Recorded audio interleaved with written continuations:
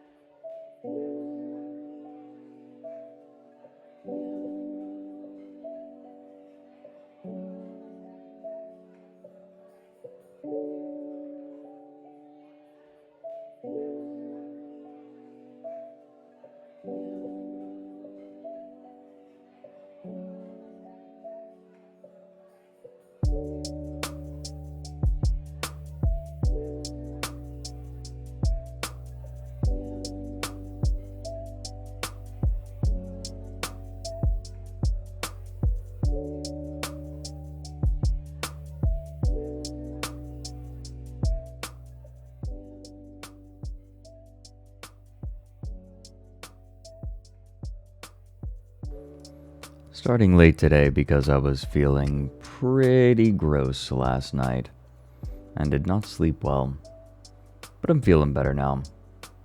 I decided to take it easy this morning since I am going to have a rather long day. Much like last week, I am going to be joining the Oppenheimer for a stream again.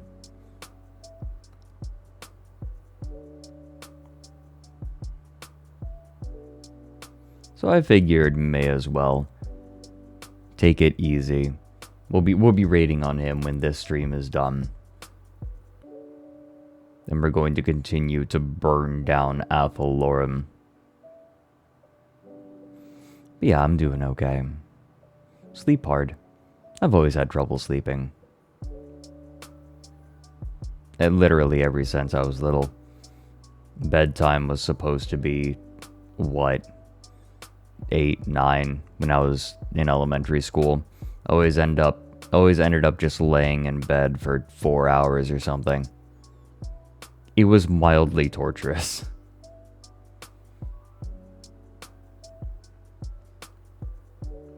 So today we are going to be looking at some of the old The Onion, and yes, the fella's staying for today. We're looking at old The Onion because... Hello? Is your name Frederick Knudsen? Thanks, now I feel sick again.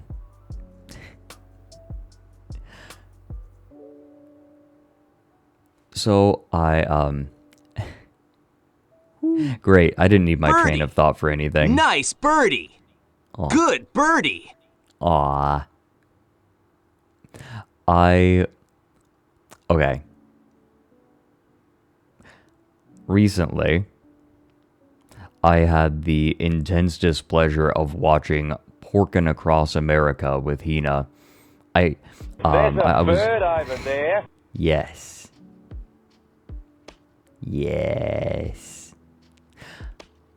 The other night, I was lurking on Hina's stream, and she asked chat if the chess anal beads were real.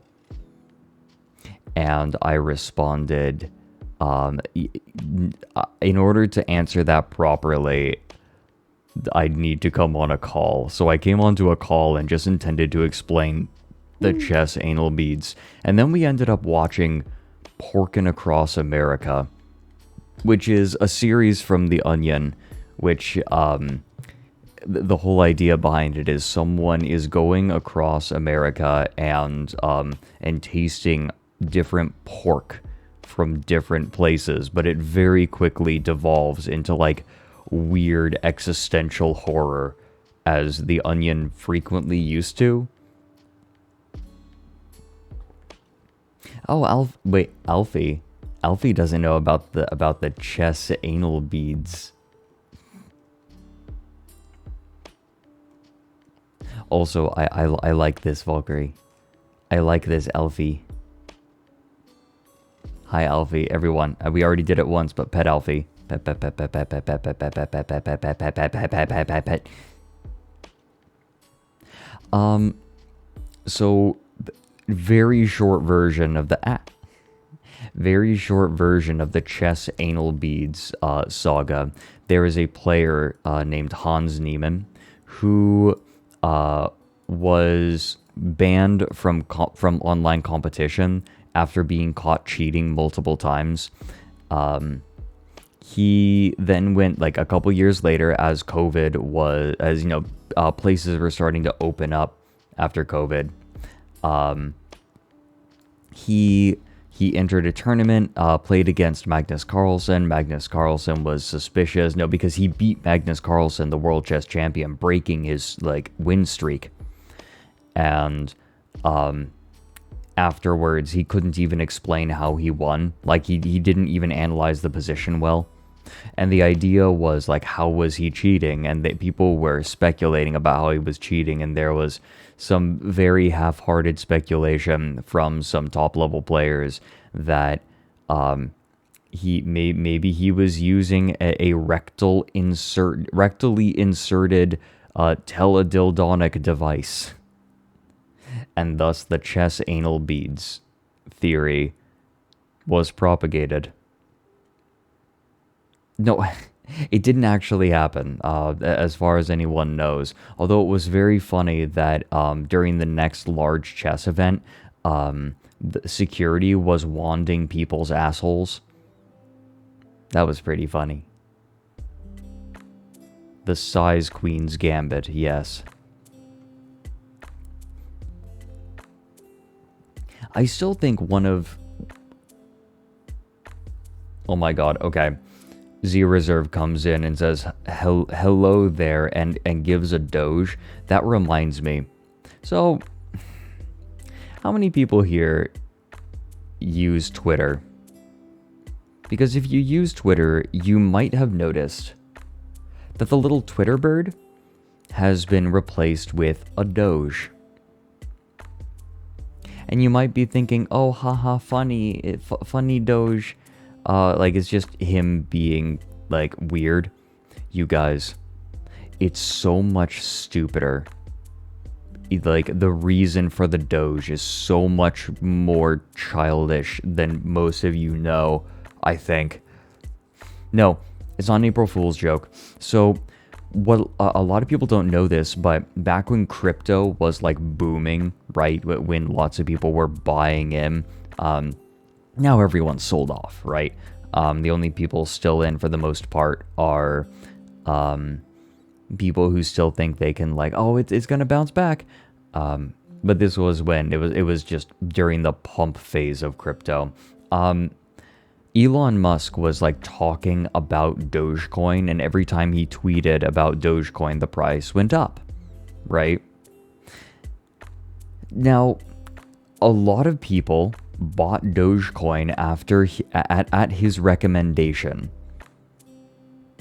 and a lot of people lost money on it. So there's a lawsuit against him for potentially pumping and dumping Dogecoin. So that this lawsuit's been pending for a while, and he recently filed a motion to dismiss that case. And around that same time, he replaced the Twitter icon with a doge. So that's why it's even stupider than just a lame joke. Gwyn, I remember hearing about this. Just, like, lurking on her stream. But yes, it's because he's salty that he's getting sued for, like, tweeting about crypto. The lawsuit would bankrupt him. I mean, like, every lawsuit always asks for more than they actually expect to get.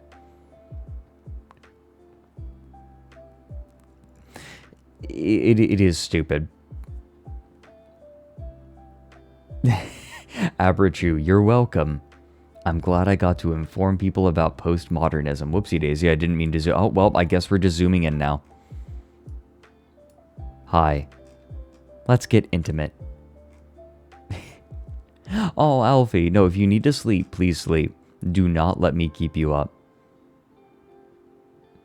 Hi, we're zoomed in now. Oh my god, wait a minute. I forgot.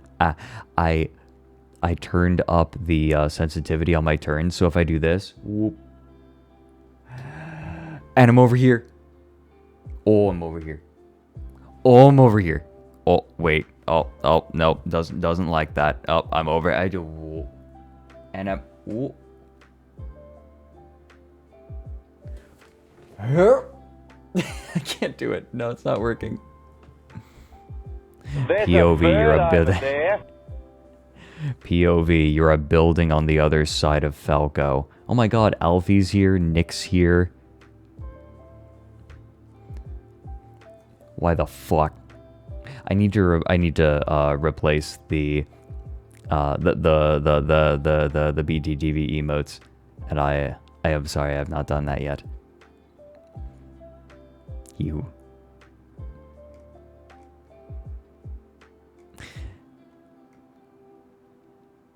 Now, I was talking to Hina about this, but to me, Well, this is cool. basically Elon Musk during the whole fucking lawsuit. Elon Musk is treating Twitter like a forum, like moderator or a forum admin.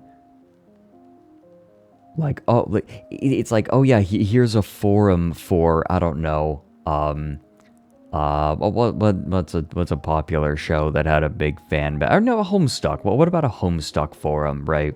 Like a Homestuck forum, and then it's like, oh, there's like a big event that's happening in the story, so we're gonna replace different CSS elements on the website with things from Homestuck like that are relevant, and like that's what this feels like. Twitter, like Elon Musk feels like he's using Twitter as his own personal forum.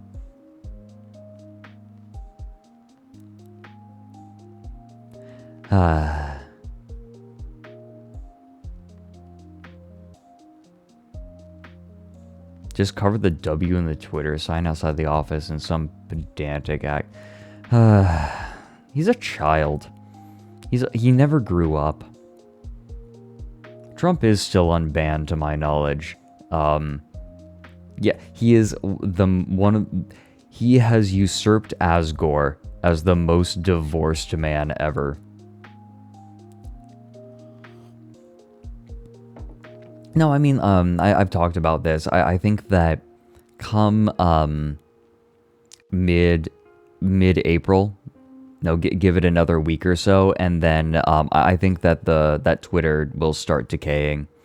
Its usership will start decaying quite a bit, because once you need to have Twitter Blue to be prioritized in the algorithm and shown in the For You tab.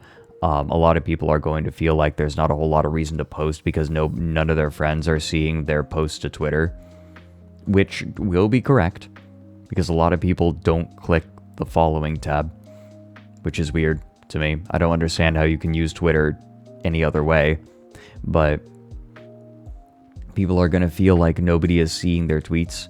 Like, not even the people following them are seeing their tweets, and there's not going to be any reason to stay, so they're going to leave. And then the people following them are going to say, well, I mean, the creators I was here for aren't here anymore, so I'm going to leave. And that's going to further reduce the audience, so more creators are going to leave. And it's going to be a death spiral, if you ask me.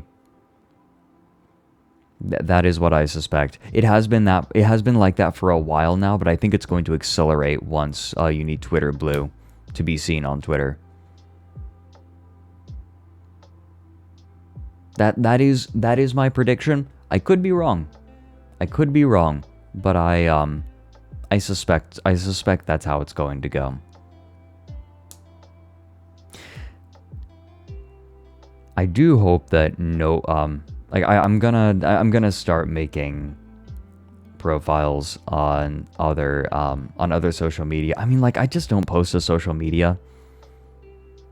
I'm just not terribly interested in it. And there's not a whole lot for me to gain from it. And I'm not terribly worried about, like, throwing my thoughts out there. I have my Twitch stream and I'm happy. Like, I'm very happy with this.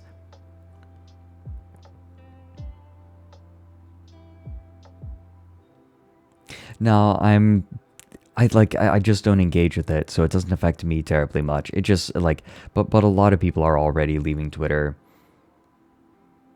Twitter. There's a user script on GitHub that lets you... really, Velsparko. Can't you just hover over the icon and see? No, a Pyrocider, I mean, I haven't been saying that Twitter is gonna die until this change. Because people post on Twitter because they think that people following them are seeing it. On social media, people who are following you being able to see what you're posting is like a core feature. It is core to the experience for a lot of people. And when that changes, then like if that's gone, then a lot of people are going to feel like there's not much reason to be there. And when those people are gone, that's a significant chunk.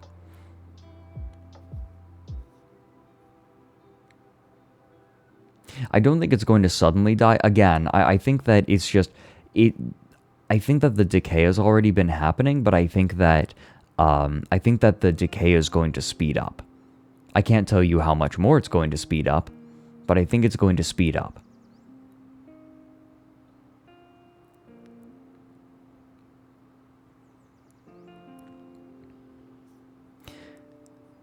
Did Tumblr really survive? I mean, like, it's still around, but I feel like it's it's living a much more meager existence. Though I definitely should make a Tumblr.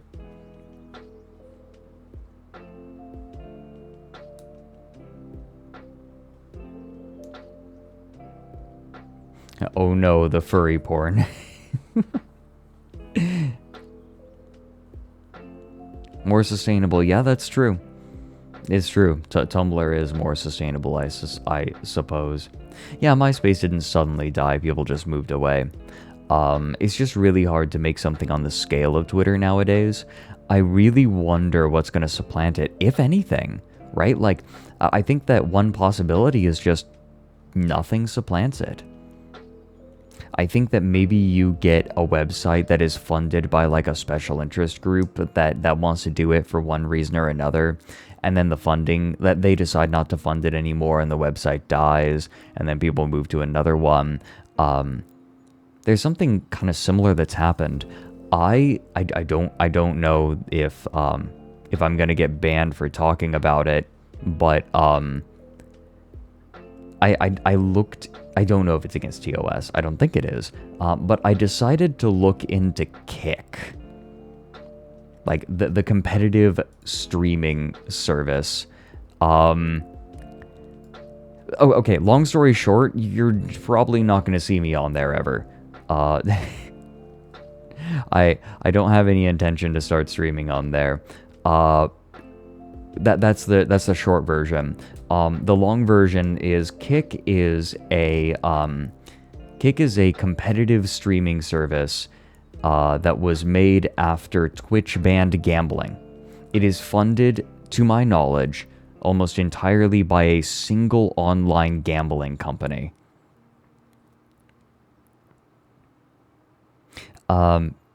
The idea is that when people see streamers gambling, they say, "Oh, I want to gamble now," and so they capture a few whales,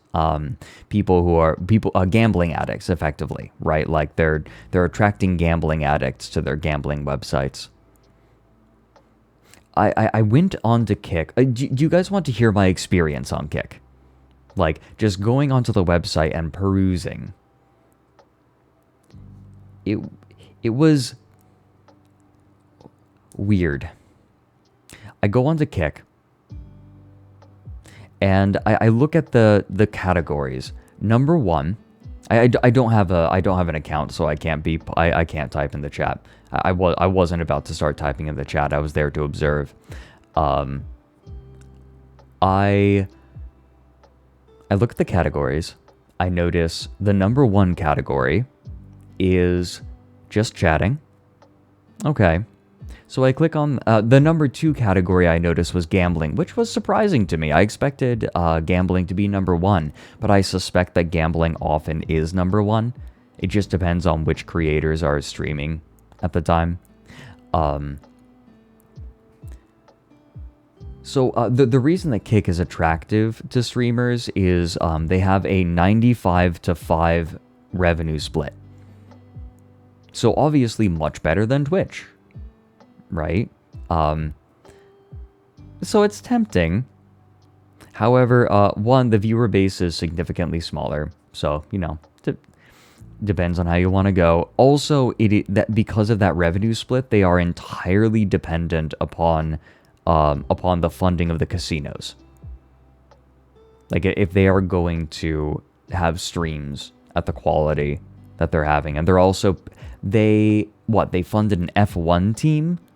They funded an F1 car, and they're funding like other random shit.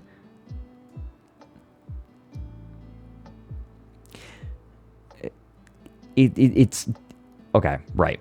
But by experience. So I noticed that gambling and just chatting are by far the largest. I go into just chatting, and it is almost almost all of the top streams are either men going on Omegle and promising tits from women on Omegle, and women going on Omegle to show their tits. Although they have replaced the word like tits or breasts with the cherries emoji, which is cringe.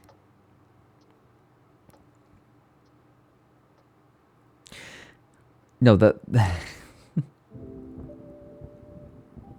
yeah, phototeta. Cherries are usually used for testicles, not on Kick. Definitely for tits there. So, that was weird. That was a little weird. Oh, Vexter, you like that? Yeah, don't worry, I'll show that later in just a little bit on stream. Yeah, no, it was weird. It was really weird going in there. I also severely suspect a certain amount of botting. Not that botting isn't present on Twitch, but I am suspicious. I am a little bit suspicious. It also is very off-putting that all of the people talking and promoting Kick are using the same sort of language and rhetoric as Crypto Bros. Oh, sweet Maddie G, you're right. Cherries because slot machines have cherries. Fuck, you're right. Oh, I didn't even think about that. That's why, because Kick is the gambling website. But yeah, you're not going to see me streaming on Kick because I think that a lot of people are like, oh, the revenue split is so much better, right? And it's like, yeah, sure. But you guys, I'm going to level with all of you.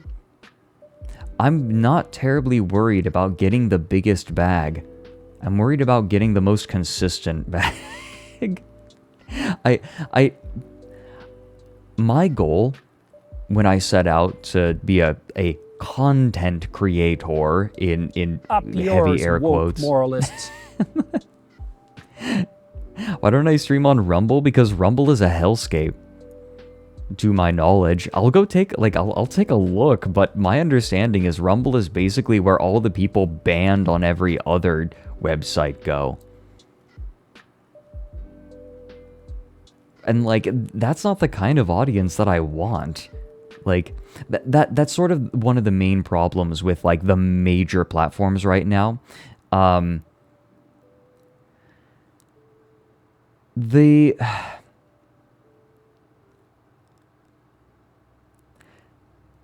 The problem is, it's really hard to set up a competing service because people think, oh, I'm going to create a competing service to Twitch, or I'm going to create a competing service to Twitter.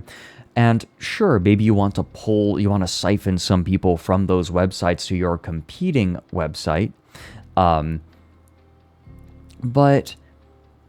the problem is that the main people that use those competitor websites are people who have been banned from the main websites, from like the established ones. So you end up with a community that is just full of shitheads, which makes it really hard for any competition to like establish itself, because I don't want to be there.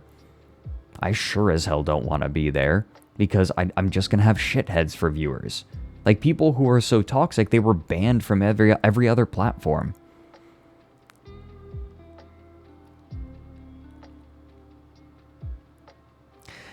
Anyway, when I set out to become a content creator, I just wanted to be able to, pay the bills and like put some money away and live comfortably. I don't need a ton of money. I just want consistency so I can take risks in other places. Like do exciting things in other places, right? Do weird shit. Like I'm writing a book. Do I know it's going to succeed? I don't fucking know. Maybe it will. That'd be cool. But I also just want to write it, right? That's just what I'm after. I'm boring. I'm boring. I'm simple. Revenue consistency is important. How do you maintain that? By not just jumping ship onto a ship that was created with holes in the hull. Because that's what Kick is. Realistically, what is the life cycle of Kick going to be? Kick isn't almost entirely dependent upon the funding of the casinos. Of the casino, singular, to my knowledge. When that casino decides it's not going to fund Kick anymore, Kick dies.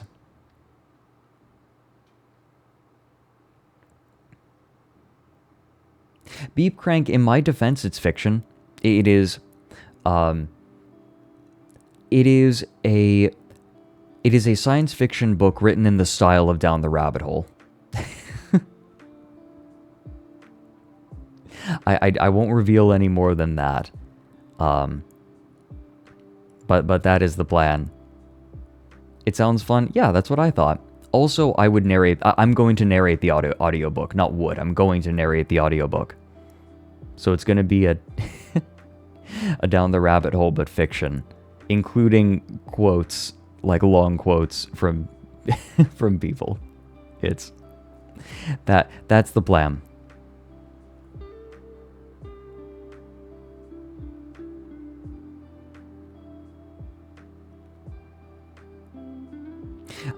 Twitch is certainly more self-sustaining. It's certainly more consistent. Kick, the funding for Twitch is much greater.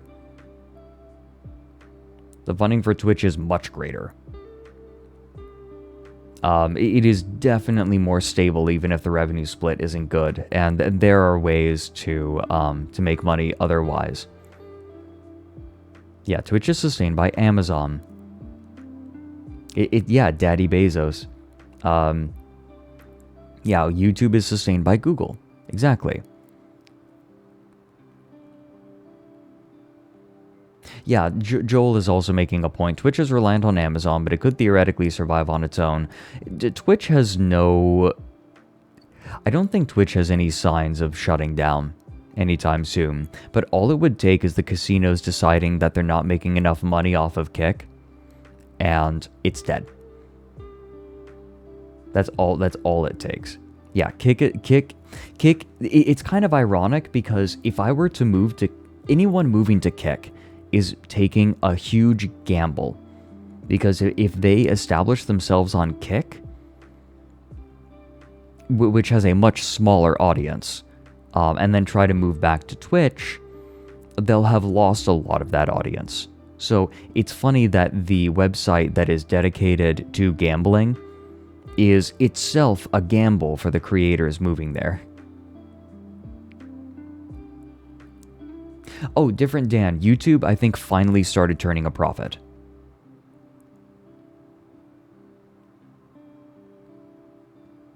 I don't think Mike is sincerely considering switching. I don't think so. He hasn't told me. Speaking of, I'm planning on having Mike on next week. The plan is I want to show him Porkin' Across America.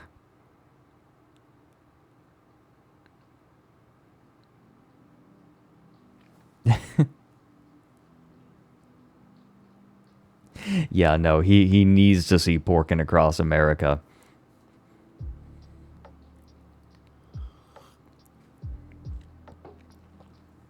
Yeah, I mean, like, I'm okay, you guys. I'm gonna level with all of you. Every creator has a backup plan. So if a creator says, yeah, no, I'm keeping an eye on this platform, that doesn't mean that they're going to just like move over there with no warning. Usually all that means is that they're keeping an eye on the lifeboats.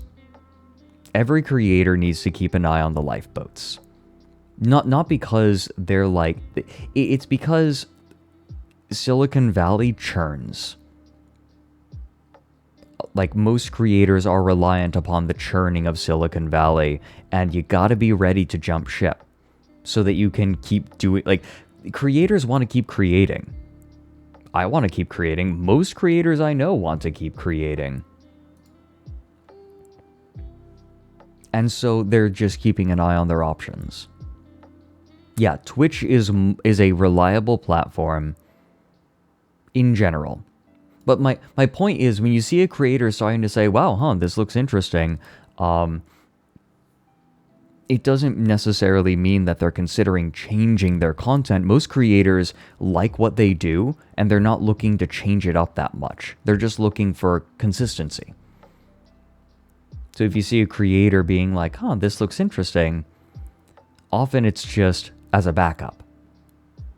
Just so they can keep making stuff for you guys.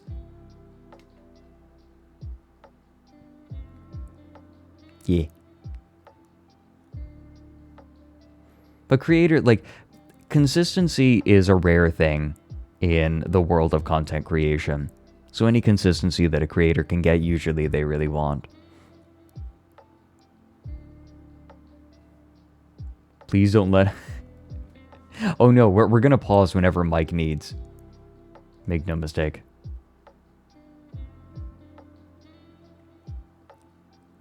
Oh, Bib.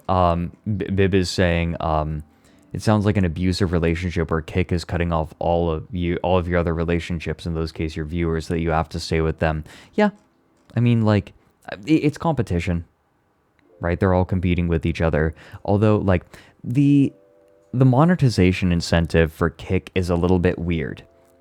They offer really good revenue splits in order to get... They're trying to entice creators over to Kick. I highly doubt that the 95-5 revenue split is going to stay. I think that it will eventually have to change. Unless... Well, the reason that Kick wants creators to come over to Kick, the reason why they're trying to poach them, is because they want the audience to come to Kick so that they eventually find the gambling streams, so they go to the gambling websites and they catch the gambling addicts. That is the goal. They're trying to expose more people to gambling. I know that sounds really like sick, but that's just how it is. Like, that's what Kick is doing, and this is why you're never going to see me on Kick. Partially because it's completely unstable, and also partially because what the fuck. But, like, that is, to my understanding, no, allegedly, no, to my understanding, that is their revenue model.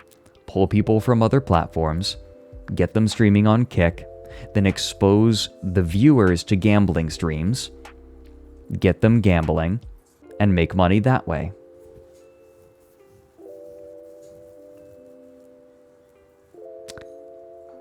Yeah. I have opinions.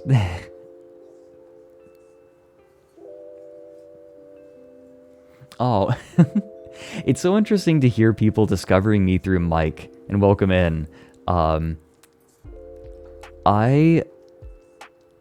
It makes me happy that people like my streams as they are. Not just because I'm the down the rabbit hole guy.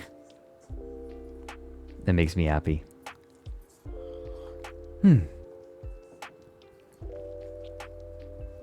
But yes, Kick just get beyond all the stuff that I've talked about, right? Beyond all of that. Going on Kick, like, I know all of this. I see all of this weird stuff, right? And then I realize, like, there's something else, right? I'm on Kick and I'm looking at the streams and I get this feeling in my gut. This bad feeling. I'm clicking around on streams, poking around, looking at what kinds of streams there are, and there's just this weird feeling. And I cannot... There's something else beyond just the facts and what I'm seeing. Yeah, my gut is telling me that something is weird. And I can't explain it.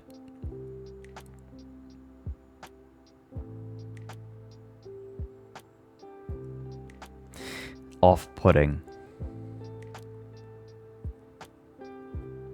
The vibes are rancid. Yeah.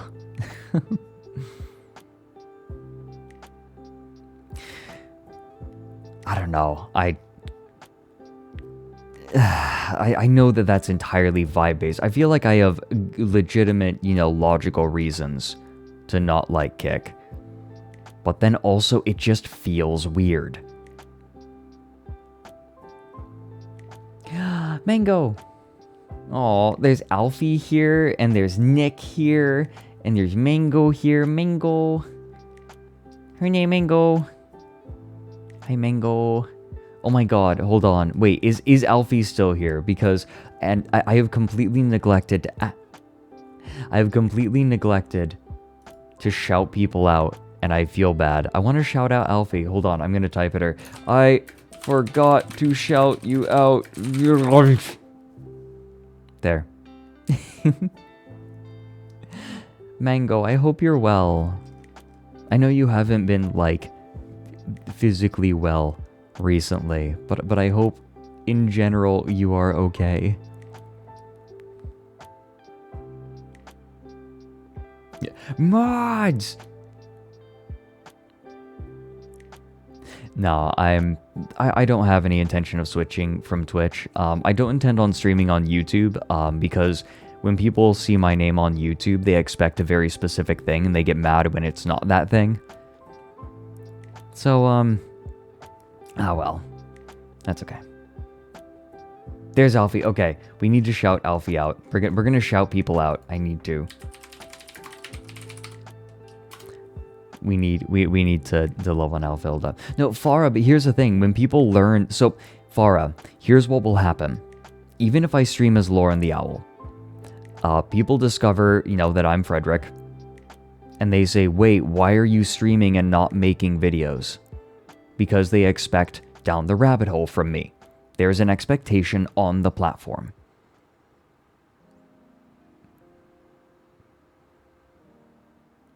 The secondary channel was just for the VODs of the streams I did on YouTube, but I have experience for this. So when quarantine started for COVID-19, I decided, you know what? I'll do some interviews with interesting people that I know, like some of my friends, and we'll call it Quarantine.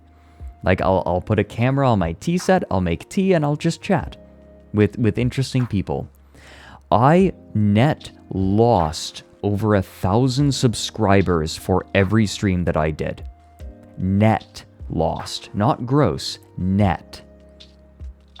So that's including new subscribers.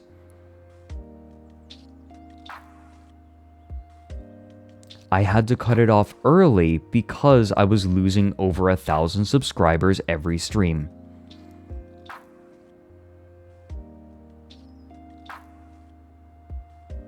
It did not fit my brand. People were mad that it wasn't down the rabbit hole.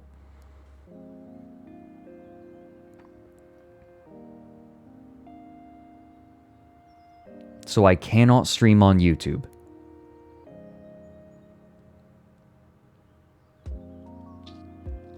The reason that I stream on Twitch is because that expectation... So, by streaming on a different platform, the expectations are different. Oh no, people love the Warrens. I just am hesitant to put out another one with Mike until the new Down the Rabbit Hole's out, because otherwise people are going to scream, why are you making this instead of Down the Rabbit Hole? It's been so long since the last video. So before I can do another Warrens, I need to release the new video. Just how it is. No, Paw Beans, the problem is, people, as soon as people learn I'm Frederick, they're going to get mad. Because it still is defying the expectations of what I am on the platform. Mango, it's just how it is. I have cultivated a particular audience there, so I need to stream elsewhere. Here. That's why I stream on Twitch.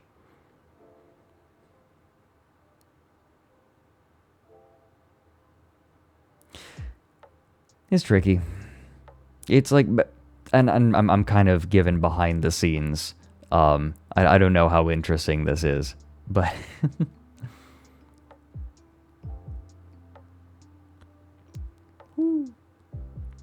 yeah, Joel, that is another possibility. Oh, Ender, thanks for the 100 bits. Yeah, I hope that my new video is kind of like, hey, Fred's back. I hope that's how it is. I think it is. Quite frankly, I'm not worried about the performance of the video. I'm mostly just worried about it being good. Like, when I say performance, I mean viewership. I think it's gonna get... I think the viewership's gonna be fine. Even if it's not on the level of my other videos, I don't care. Hello? Is your name Frederick Knudsen? Yeah. Yes. Yes, it fucking is.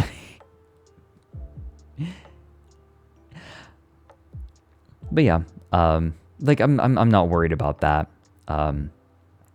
Yeah, Joel, it'll break 1 million. I'm not worried about that. Like, again, I'm making enough to live off of it. And I don't think, and my channel's doing fine. Quite frankly, I feel like I have evergreen content. I could keep doing this as long as I want. Unless, like, YouTube drastically changes its algorithm or something.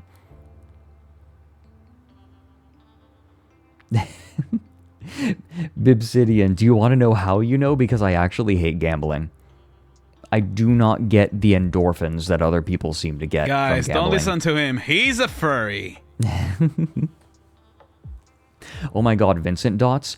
You say, okay, Vincent says, I just want to know how you can make such a long video. I have no idea what EVE Online is about. I am only scratching the surface of EVE Online in this video. I have a mea culpa at the end of the video saying, I know that this was only a surface level look at EVE Online. And I apologize. And like, I'm sure that I fucked up some things.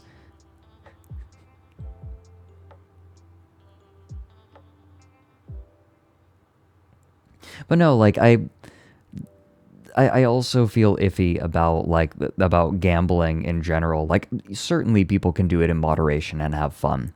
But that's not how casinos and gambling websites make their money. They make their money from whales.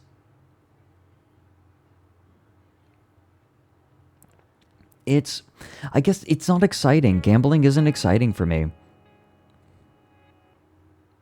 Right, like, Bibsidian, I could see myself playing poker. I could definitely see myself playing poker. I bet I'd have fun playing poker. But, like, not really for real money. I don't know, maybe like slapping down $20 or something. But even then, right, like, I'd probably just rather play with chips. Adding money to it doesn't make it more interesting to me. At all.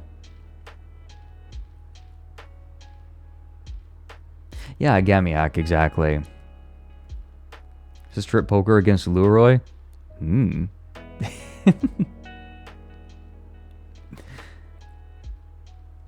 No, I just don't get the endorphins. Guys, I want to catch up on subs. I always like hold off reading them because like in the beginning because like I want to chat and then read them in a second.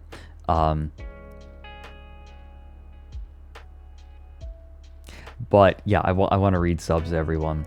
But no, thanks for the 100 bits, Ender Cobra. And yeah, that's interesting that people... It's weird to think that people talk about me on like other websites. Because, quite frankly, I'd prefer nobody talks about me and just watches the content. I don't know. I feel like I have the opposite relationship with my content that a lot of creators do. I think a lot of creators want attention, and I just like don't. I know that's backwards because I'm literally Twitch streaming right now, and it's like, but I like entertaining you guys. I like this. I like the show.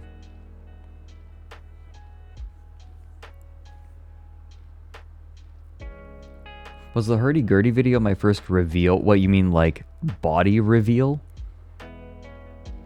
Oh, I'm a white video essayist. Oh, surprise. No, I had done the mistakes videos before. So my face is out there. My face was already out there. Yeah, see, there's my face. Molding.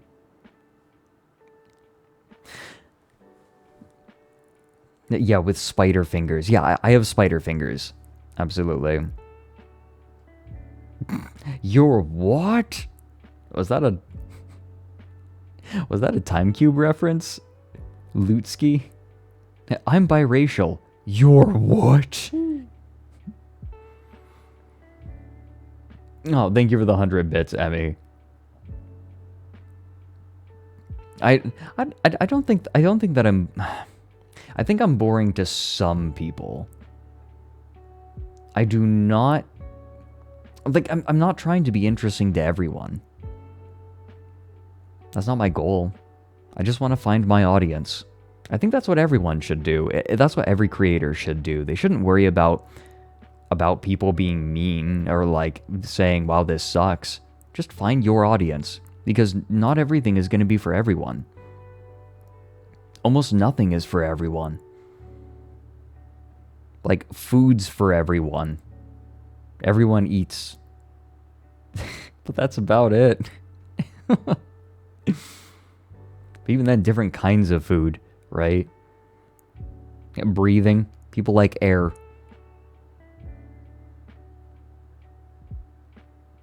But no, don't...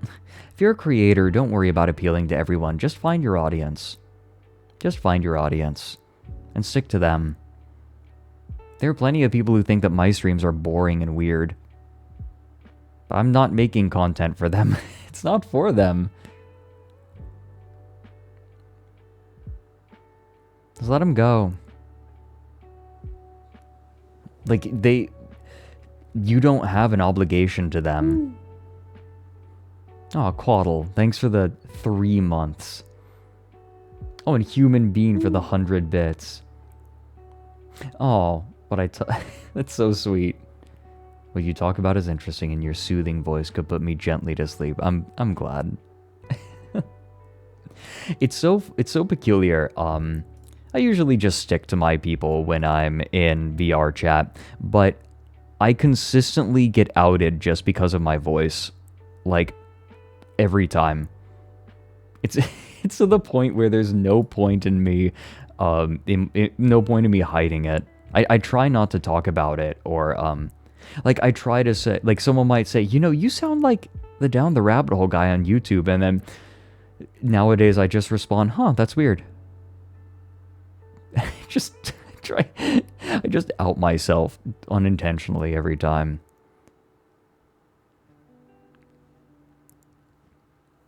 I can't fucking escape it. And I don't know what it is about my voice. Like, I don't actually know. I think it's my diction. I think my cadence is weird. Who? Who? Yeah, Breos. It is kind of that you look like that Tony Hawk guy. Yeah, no, I remember the day that I met Spectral Owl. Spectral Owl, like, heard my voice and then just, like... I remember I was hanging out with friends and then Spectral... Like, I turn my head and I see Spectral just staring at me. So... Spectral's mute. So Spectral wasn't, like, didn't walk up to me and started going, like, oh, it's you. Like, wait, are you the down the rabbit hole guy? They just were staring at me.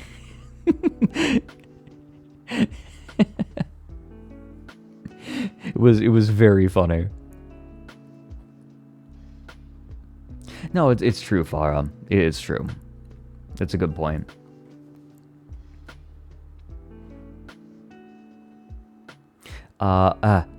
Alright, I can catch up. I can do this. Dead M Punk, thanks for the 14 months. Locelius. Hey, Locelius. Yeah, I haven't been around. Aw. I've been okay. I've been a little overwhelmed, but I'm okay. But thank you. Thank you for the 9 months. Damn, congratulations on your birth. Tankfax, thanks for the 100 bits. What a stream to watch while boiling catappa leaves for their tannins. Huh. More shrimp tank up. Oh, nice for the shrimp tank. Yeah. Gotcha. Your dog, Parker, would recognize my voice immediately. Wait a minute. Is Parker there? Almond leaves. Oh, okay.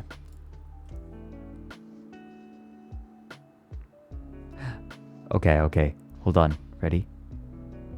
Parker.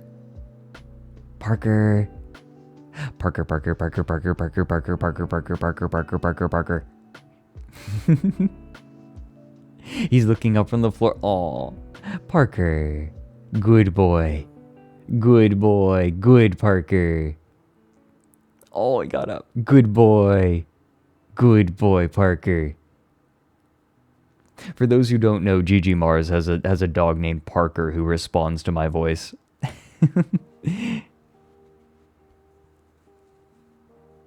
It's precious. Parker. Give Parker pets for me, please. Pet. Yes. Parker, redeem.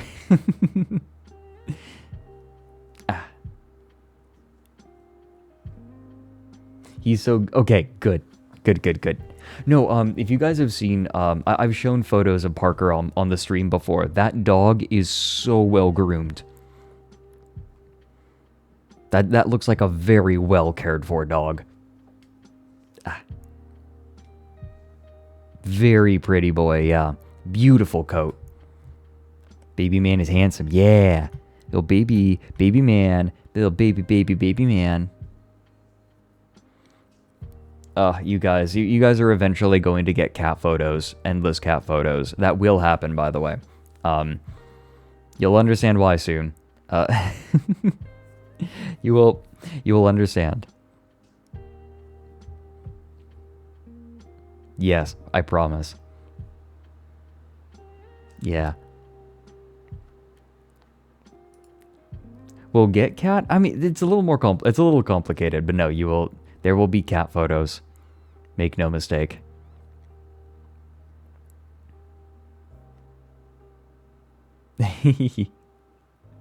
Yes, I'm marrying a cat boy. Moving in with Nick. Yes, I'm moving in with Nick Nocturne. Yes, exactly. Yeah, you're right. I'm finally getting the cat boy surgery. Finally. Nick. Fucking...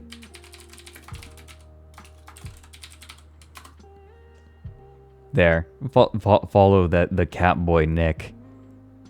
Wow, cat boy, me, boner. Holy shit, I need that as a sound alert. Absolutely need that as a sound alert. Oh my god, how have I not added wow, cat boy, me, boner yet? Yeah.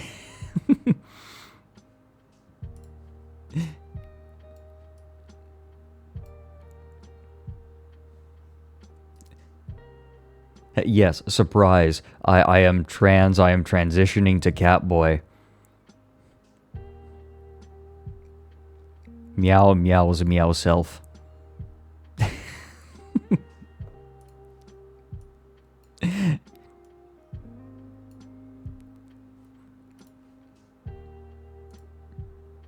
Okay, I can do this. I can get through subs. Oh, thanks to the 100 bits Legacy Media. Mag6, thanks to the 5 months. Subground for the 14. Ender Cobra with the 100 bits again. Oh, and enjoying the Hina VOD. Aw. Shut the fuck up, Nick. Shut the fuck up, Nick.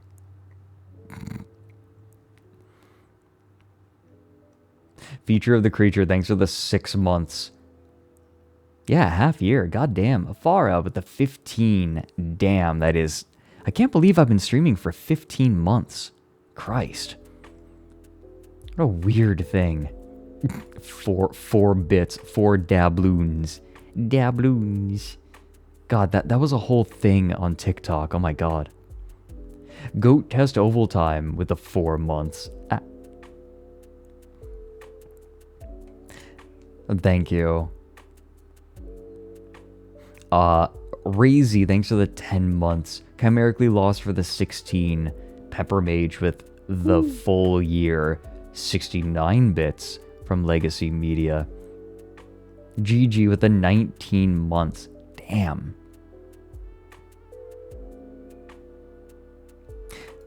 Oh, and you took your headphones off for the Barker.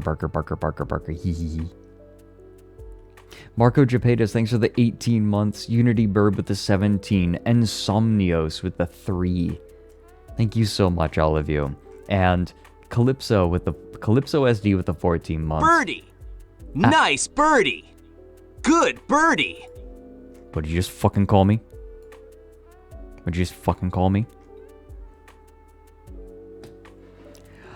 The fuck did you just call me?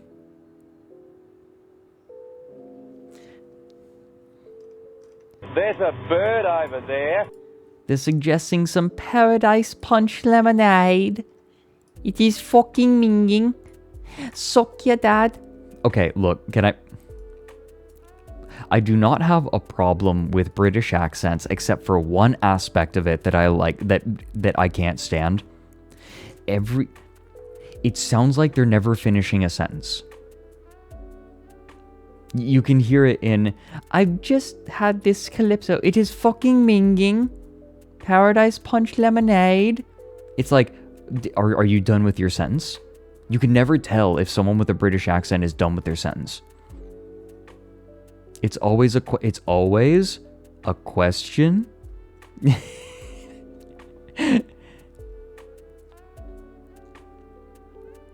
That is my hot take. That is my hot take for the day. It bothers me when people don't speak as though they are ending their sentence. They're never done talking. They're colonizing your side of the conversation. Fuck.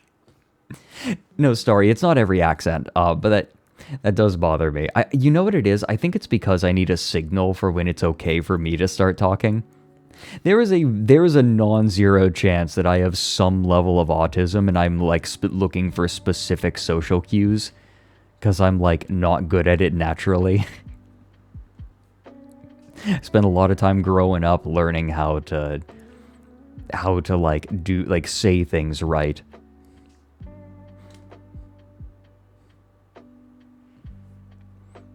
I had to do a lot of like practicing and studying other people and conversations. Like I always had to have my brain on the whole time in order to like not like I'm always trying to learn. Like I would fuck up conversations when I was young, and it's like, okay, I need to study how I'm fucking up and how I can like make it like not bother people, not talk over people. Not offend people.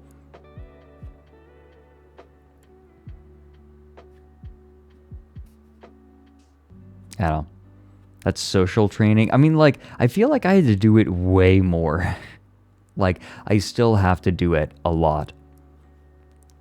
Like, I have to be very conscious when I am talking to people. It's not that I don't like talking to people. I like talking to people. That's why I put the effort in.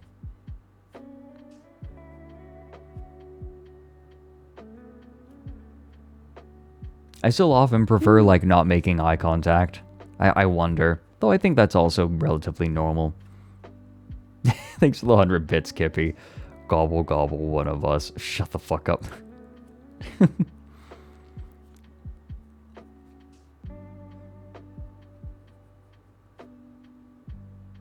That's textbook autistic. I never was diagnosed or anything. What? No, Caldero, you were fine. It's fine. See, I'm bitching about it, but it typically isn't a problem. It's not practically ever a problem. You're fine. Oh my god. You're fine. No, Toon Touche, I do the same thing.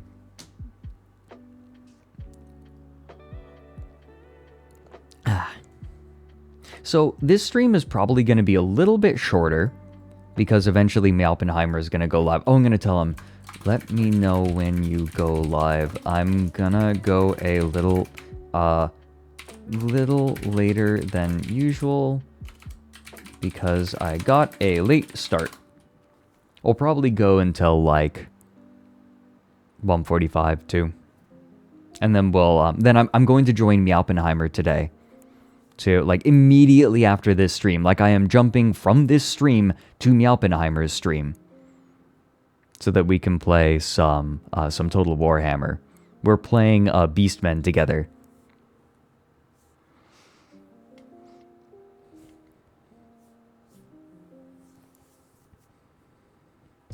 Yeah. Yeah, we're playing the Beastmen. Yeah, Nick, the Beastmen in Total Warhammer are what a normie's idea of a furry is. Yeah, we're removing the knife ears. Beastmen. Raoh.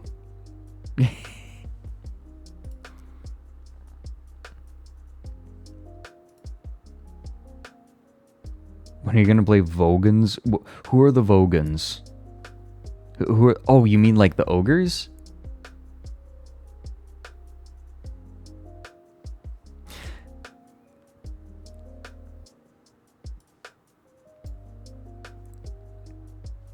Meezy. Hey guys. Well, no, I know that's Hitchhiker's Guide. I was trying to figure out what the Warhammer equivalent to the Vogons would be. I know it's Hitchhiker's Guide, you guys. I'm not... Amazing book. You know, I was feeling like I didn't sleep very well last night because like my throat was feeling gross. That partially. It's feeling fine now. But I would like to hydrate. So here's what we're gonna do. I'm going to strangle you, Starry. Wait a minute. No, I'm not. You might like that. Everyone. We're gonna do the thing. We're gonna stand up. We're gonna stretch our legs. We're gonna stretch our arms. We're gonna get a sippy. And then we are going to watch some old Onion videos. Like from the beginning. Because man, they were intense. Okay. See y'all in just a few minutes.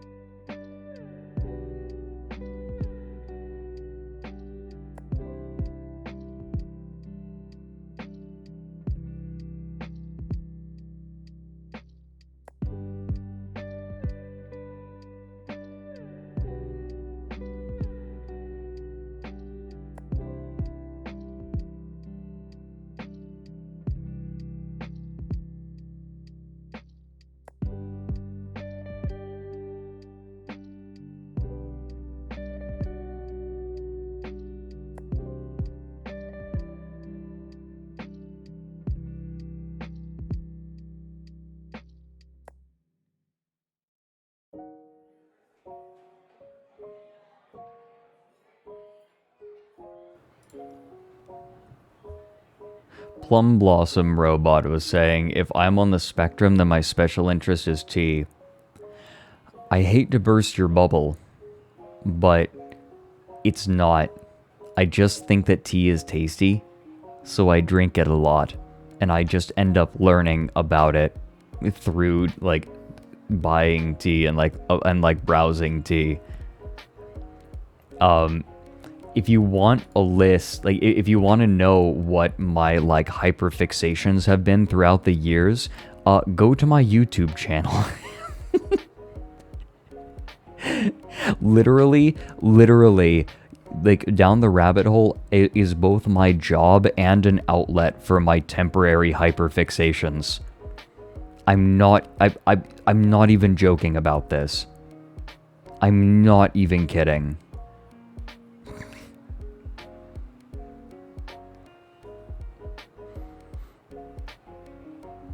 Like, I'm not like, I very well may be neurotypical and like not, and just weird. Who knows? Not that it matters. Doesn't, like, not, it's not that it matters.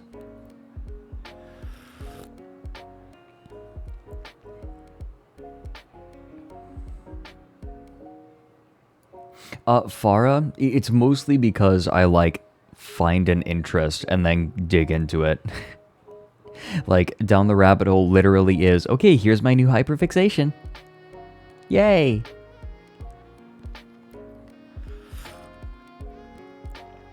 Oh, you're doing your job. You're fine, Spectral. You are fine. I make no demands upon you as mod. You're fine. No, like, it literally is just me, like... Down the Rabbit Hole is it's an intersection of all of my abilities, basically. Like, everything that I am halfway decent at is in Down the Rabbit Hole. Oh, actually, GG.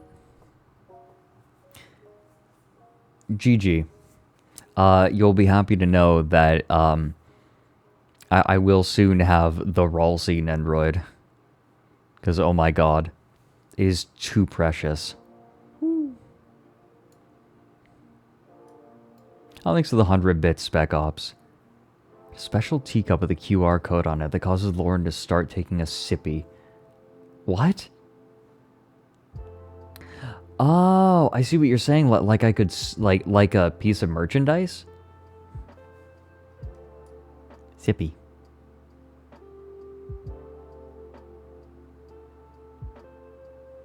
Hey, Ika Pika. Welcome in.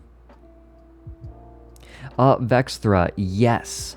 I actually decided against Kowloon Walled City for that reason. I was fascinated by it, but there were already so many other people who had done a good job covering Kowloon Walled City.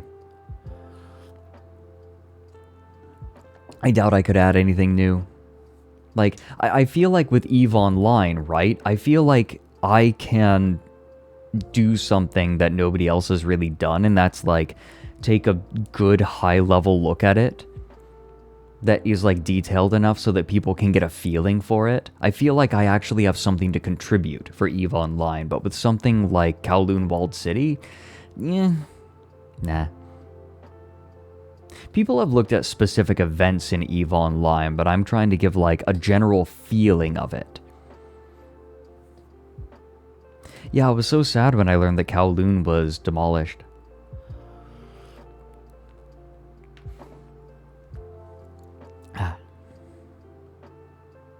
I could talk about a pile of dirt. Dirt's more interesting than you would think. Hey, you guys want to watch The Onion? Like when I raise the cup into view of the webcam. Oh, Spec Ops, that's such an interesting idea. David Icke? Oh my god, I don't want to think about the kind of people that I'd bring in. Ugh. Whoopsie daisy. Nope, that's chat. Hold on a second. I fucked it. I ruined everything forever. Here we go.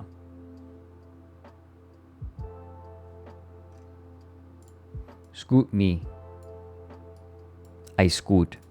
Okay, so do you guys want to see the first video that The Onion ever put out? Ow, that's loud.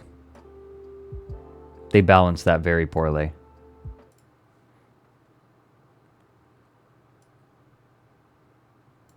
VTube Studio is quite mod friendly. I'm deaf now. Yay! Sorry. You ready? Here we go, baby. So, this video is called Romney Defends Against Allegations of Tolerance. Shit.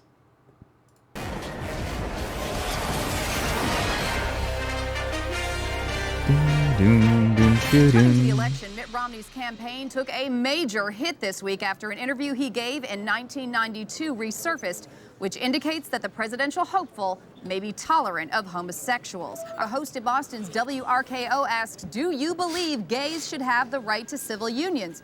To which Romney replied, "I would not have a problem with that." Joining us now from our War for the White House Command Center is political analyst Arnold Renfro. Arnold, how much damage could this do to the Romney campaign? Well, quite a bit, I think. It's hard to imagine any situation that would lead Romney to express that sort of blatant tolerance. The voters really have a sort of sixth sense for honesty, Andrea, and right now they just don't believe Romney's homophobia. They just don't. Romney campaign sought to downplay the controversial remarks today with this written statement. Quote, Mitt Romney has no intention of dignifying the allegations that he is tolerant of homosexuals. This is blatant attack politics at its worst. What do you make of that? I mean, all the voters really want is a clear answer from the candidate himself. Does Romney believe that homosexuals are creatures of sin doomed to spend an eternity drowning in a lake of fire or not? Exactly. You really have to look at the facts themselves. Mitt Romney was governor of Massachusetts. Massachusetts allows gay marriage. Mitt Romney does not resign as governor of Massachusetts. So Mitt Romney has a fundamental credibility problem when it comes to gays. He really does. It's going to be very difficult, but he needs to come out and explain from his own experience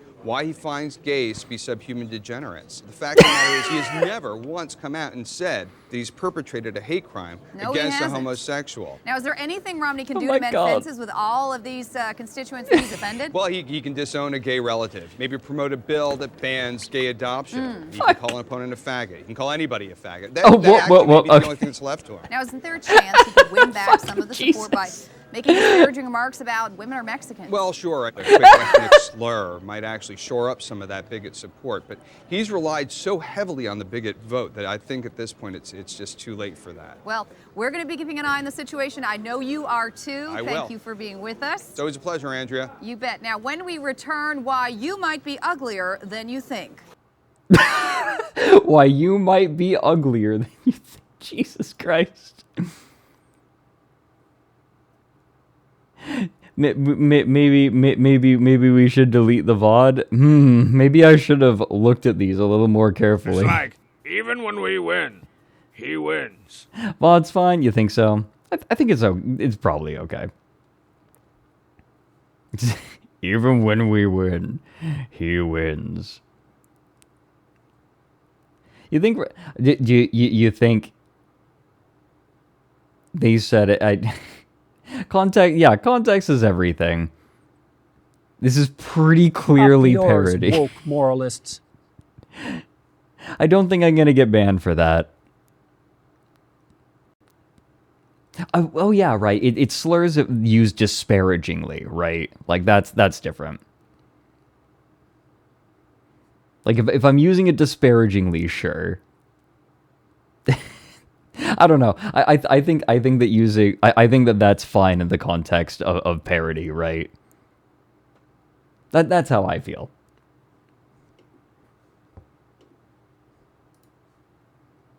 I feel like that's a pretty cold take, though. It's a pretty lukewarm take. Okay, so what is this? Bill defends against flesh eating. Congress shall now vote for approval of H.R. 8791, the Homeland Terrorism Preparedness Bill.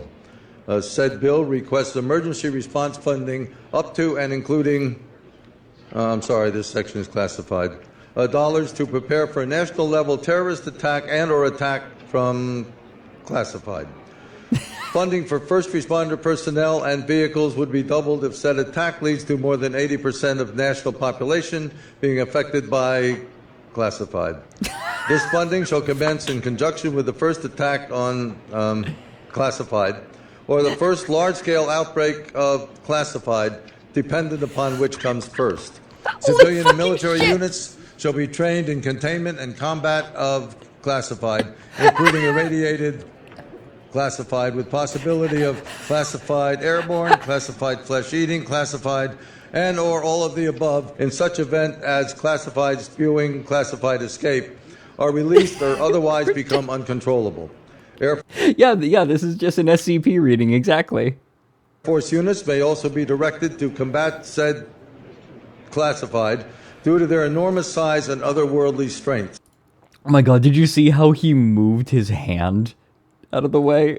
Classified. Like, well, watch. Air Force units may also be directed to combat said classified due to their enormous size and otherworldly strength. Should event occur in urban areas? Jesus. Jesus. That's classified, far surpassing our darkest nightmares. Should casualties exceed classified body disposal actions, shall be halted and associated resources shall be reallocated to classified underground, classified protected birthing centers. New Bill of Rights shall be drafted and approved by classified. Having now reviewed the bill, I ask you to please cast your votes. I ask you to please. Oh my fucking god. Hey, Meowpenheimer's here. Hold on. So everyone, Meowpenheimer is who I'm going to be joining in just a little bit here. Hold on. So if you want to join in, give Meowpenheimer a follow. I've been having so much fucking fun with Meowpy. It's so good. No, it's been fantastic. God, Old the Onion goes so hard. Wait. Country music stars challenge Al Qaeda? What the fuck? Oh, show me Oppenheimer the figurines from the Antiques Roadshow? Hold on, yeah, sure. Wow, Catboy, me, boner.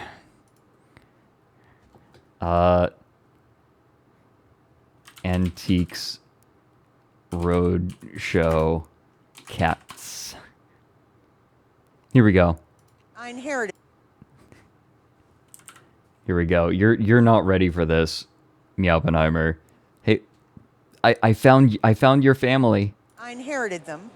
They were either my mother's or my grandmother's.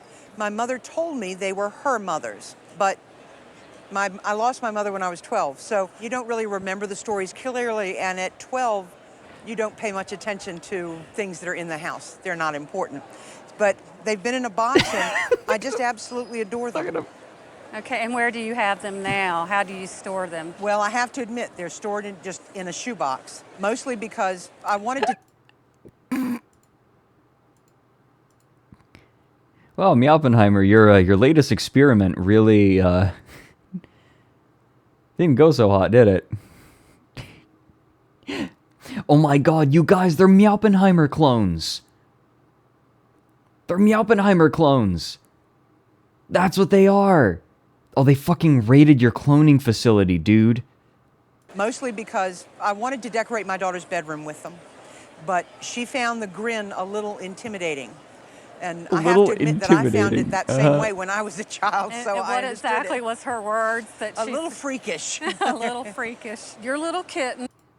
I feel like, hold on. There's other context. Here we go. We need... Okay. Greasy Tails. Yes. Here we go. Hello, sweet rabbits. I have almost finished Meth Orcs Inflates You Big and Round. I will tell you more Okay, about here we go. Here we go. I'll skip ahead. And that time is now. If you were sad when I said no more cat boys, you might have reason to be happy again. There will be no sexy snake ladies this time. Done with snakes. Snakes are out! People like to malign me by saying I have an obsession with cat boys. The reaction to the first cat boy in Meth Orcs 2 was very strong, so I kept putting them in. Seems like the tide has turned and more people want them out now. Well, I've already put them in the next Meth Orcs, but after that, no more cat boys. Unless more than 5 people say, wow, cat boy, me boner in the comments of this video. Then I will be obligated to keep animating cat boys until I die. For the record, I find the blurring of human and animal features repulsive. Meow. My next project is where did... Hold on a second. Hold on a second. Stop. That is the sound alert. We are going to take 2 sound alerts from this. We are going to take, wow, catboy, me boner. More than 5 people say, wow, catboy, me boner in the comments. Wow, catboy, me boner, and then also... Until I die. For the record, I find the blurring of human and animal features repulsive. For the record, I find the blurring of animal and human features repulsive. That right there is a fucking sound alert if I ever heard one. Absolutely. That's so good. Holy shit.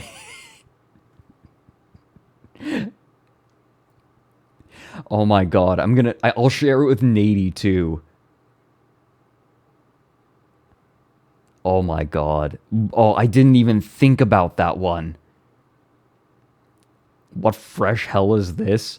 It's, wow, catboy, me boner. People say, wow, catboy, me boner in the comments of this video. Yes. And also... I die. For the record, I find the blurring of human and animal features repulsive.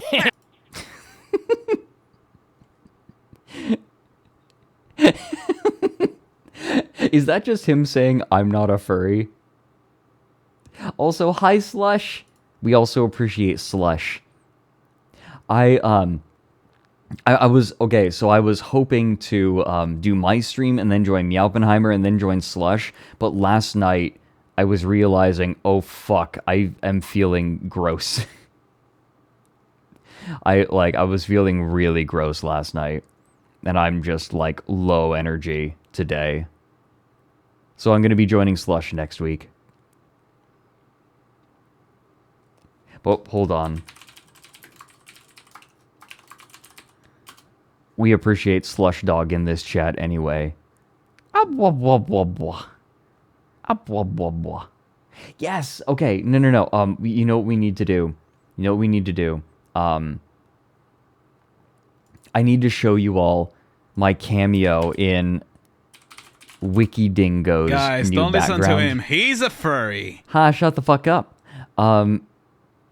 We need to go to Whiskey Dingo. Hold on. It's ya boy Whiskey. There we go. So Whiskey Dingo had a huge reveal. Like, he had his debut of his new model, and it's fucking awesome, right? Andre Morath did an incredible job on it. Look at this fucking boy. Look at him. Observe he. Look at he. Absolutely precious. But also, if we scroll up there, Andre and Nady did a big background. Whoopsie. Did a big background. And you might notice that there is a little fella.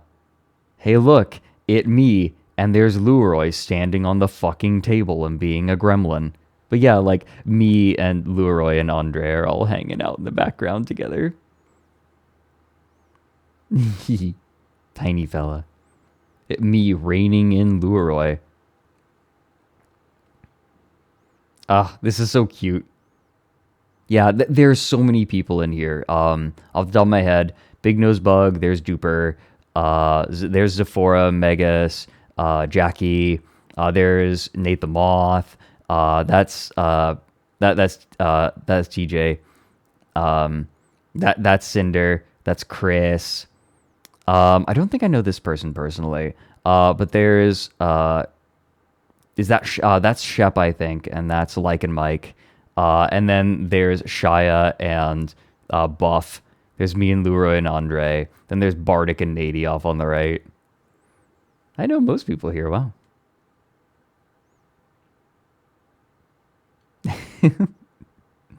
And yeah, up on the top right, there's Ivy and OK Donuts.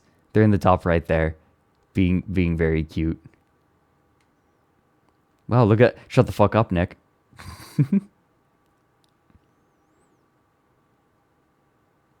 So anyway, The Onion. God. Classified. Jeez. I want to hear his reaction again. Hold on. That's classified, far surpassing our darkest nightmares. Should casualties exceed classified body disposal Guys, actions, don't listen to shall him. be He's a furry. Shut the fuck up. And associated resources shall be reallocated to classified underground, classified protected birthing centers. A new Bill of Rights shall be drafted and approved by classified. Having now reviewed the bill, I ask you to please size and otherworldly strength. Should event occur in urban areas... Jesus. Should event occur in urban areas? Jesus. Oh, thanks for the 145 bits, Tank Facts. Can I share a clip of how you helped fight the fire burning down Whiskey's new club? Wait, what? No, please. No, send me that clip. What are you talking about? Oh, no. Okay, hold on. What is this?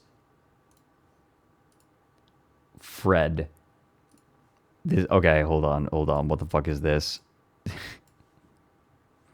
I'm gonna move to the other side. Apparently, Whiskey going like dark and just the eyes glowing was not even like made by Andre. Whiskey is just too powerful. He did that himself. Listen, the only furry you invited who has even slightly behaved themselves is that weird book-smart owl. Even then, he keeps getting referred to by the size of his genitals. I guess you can tell a lot about someone by the company they keep. Oh god, Chad, I love this so much. I love this so fucking... Are you fucking kidding me? Hold on. I want to read that again. Listen, the only furry you invited who has even slightly behaved themselves is that weird book-smart owl. Even then, he keeps getting referred to by the size of his genitals. Fucking Dagoth Urt. That weird book-smart owl. Fuck off. God damn it. You all are problems. Every last one of you is a fucking problem. Hey, VR Jim. Hey, yo. Okay, we'll watch a couple more Onion videos, and then I'll raid Meowpenheimer, and I'll join up on him. How's that sound, Meow? No, that debut stream was so good. He nailed it.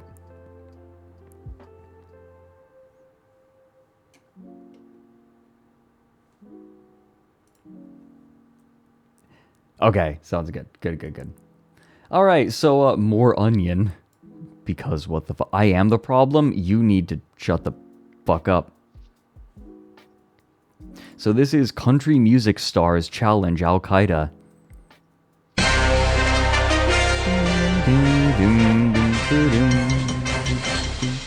If you're a fan of country music, it's likely you've already heard of this new #1 song by a group of country music's biggest stars. Brian Scott has the story. Those terrorists tried to get us, drop them planes from out the sky. Not anyone got 9/11 on their bingo card? But it didn't stop America when them New York people died. Wayne McMurtry is the hard-rocking, platinum-selling king of country music. What the fuck were those lyrics? Group of country music's biggest stars. Brian Scott has the story. Those terrorists tried to get us, drop them planes from out the sky. But it didn't stop America when them New York people died. Wayne McMurtry is the hard-rocking, platinum-selling king of country music, and Tanya Bertram is America's chart-topping Southern sweetheart. But these days, they have something important on their minds. I think there's a sentiment that's been brewing in this country for a long time. We're trying to tell the terrorists that no matter what kind of pain they try to inflict on New York City, we can handle it. We can withstand that. Yeah. So bring it on, summer. I mean, he could just reduce New York City to a pile of rubble. It ain't gonna affect us much. Airplanes, missiles, nukes, and bombs. 9/11 times 10. I guess I'd like to say... Wait, 9/11 times 10. Fuck. Nice try, Osama. Maybe you should try again. I dare you.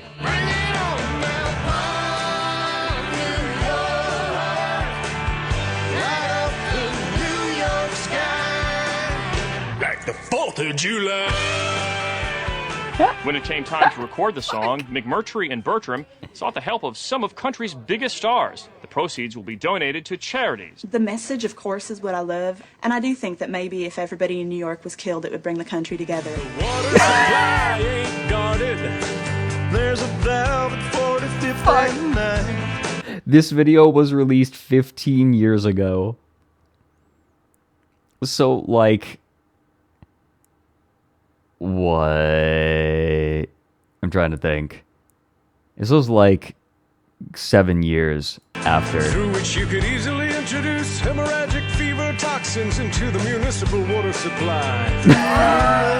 Pumping substation. I think anyone who's a real American would love this song. I think it should be our new national anthem. You know, played all the time. A message sure to resonate with people everywhere, both here and overseas. It's time for Judgment Day. For the Onion What News the Network, fuck? I'm Brian Scott. Thanks, Brian. It's great to see people coming together for a common cause.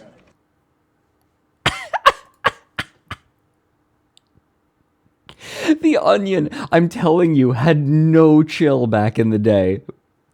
It was amazing. They did not fuck around. No, like, they fucking, like, they were satire with a capital S. They did not pull punches. Like, they are going to just... The problem is, they were so fucking accurate. Yeah, they got amazing actors, too.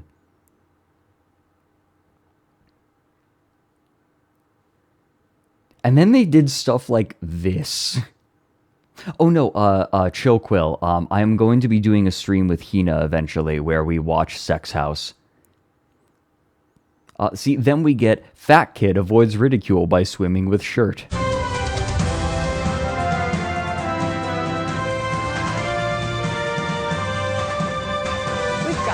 Today Now is a,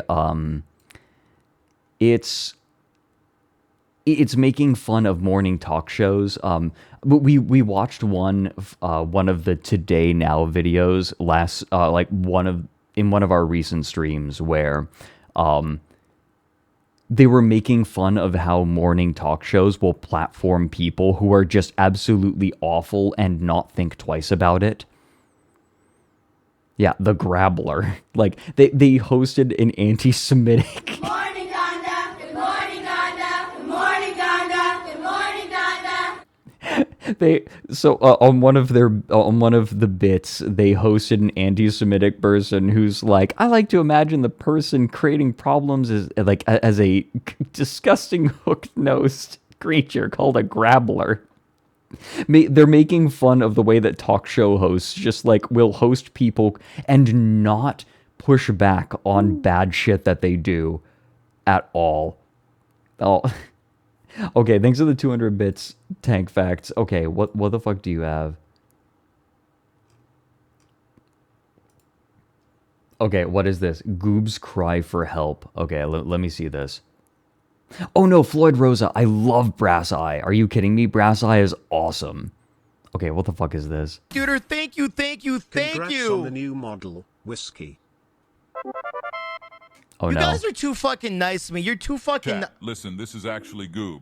You've got to believe me. I work as a bouncer for this club, and all this Fox feeds me are bananas and scraps. Don't drink the water.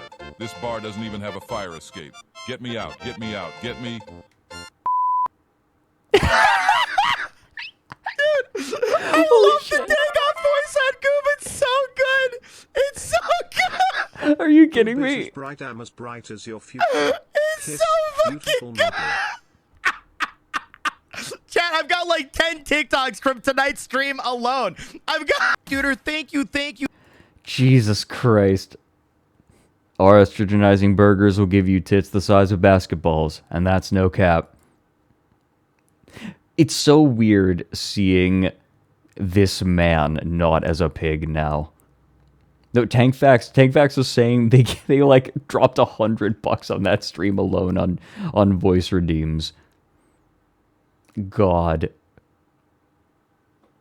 Thank you for supporting my friend. Especially like with the new model. Congrats to fucking Whiskey. An update to a truly inspirational story we first told you about earlier this week. I'm talking about Brian Pete, the fat boy from Richmond, Virginia, who successfully averted ridicule by swimming, get this, with his shirt on. Amazing. Now, for those of you who aren't familiar, Brian, who's been fat since birth, was tired of being made fun of at the community pool. So when it came time to hit the water, Brian devised a plan to keep his upper body covered. Now today, the Onion News Network has more on that fat little boy's big fat discovery. Supersized welcome to you, my friend Brian. Thanks for being here. You bet. So, Brian, for our viewers who may not be familiar with our story, tell us what happened. Well, I kept my shirt on when I was swimming. Yes, you did, but it was a lot more than that because that shirt shielded you from the ridicule of others. It made them completely unaware of your oversized stomach and a pair of floppy breasts. Isn't that right? Yeah, no one laughed. Wonderful. So, Brian, at the pool without the shirt on, God, the children made fun of you? Yes, I'd usually get made fun of because before the shirt. What kind of names were these kids calling you at the pool? This poor fucking kid. Like, so this is obviously like a lampoon of the way that like really depressing shit is spun as like heartwarming stuff on these fucking talk shows. Well, before the shirt. What kind of names were these kids calling you at the pool? Meathead, Fatso, Lard Butt, Wally the Whale. Porky, Hog, Fat Ass, Double Wide, Butterball, those sorts of things, right? Yeah. Brian, how did you come up with the idea? Well, I went into the bathroom stall like I normally would, and I just decided, I was about to take off my shirt, I'm just going to keep it on. Can you tell us a little bit about the shirt itself? Well, it was one of my white T-shirts. I usually wear them as undershirts because I sweat through my button-downs. Just a normal white T-shirt. Wow. But when it got wet, it was like a protective shield against the laughter of the other kids at the pool. Yes. You were able to disguise being a porker and The fucking tinker, yeah. Discovery Mail, fat asses everywhere. Fuck. Rewind, it wasn't white. It was white, I thought. Yeah, it is white. that sort of morning inspiration. I'm just glad no one tripped me when I was at the pool. And no one tried to throw kid, my this towel poor into the water kid. or anything like that. It's just truly an inspirational story, Brian. We're so glad to have you into our studios in person. And guess what? We're sending Brian down on the street with our weatherman, Steve Merck, who's got one of those big fire hoses. He's going to wet him down right there on the street in a white T-shirt, Brian. It's going to be a lot of fun. Look at his horrified face. He's like, what the fuck, dude? No, daytime talk show hosts are just fucking nightmare people. They're just okay, I want to see. I mean, fat boy almost like other kids when shirt kept on. Why? The Onion, I feel like The Onion was ahead of its time, right? Like, this kind of satire is taken, like, seriously, which is embarrassing. But, like, The Onion was made by just profoundly bitter people. Just very bitter people. We didn't deserve The Onion. This is 2 million views. That's pretty good. But man, this is there's so much bitterness. Like there's so much bitterness against like the cruelty of like daytime talk shows, right? Like these people are fucking cruel. And they're like, you know what? This is what you're like. This is them pointing the finger and being like, this is you. This is you.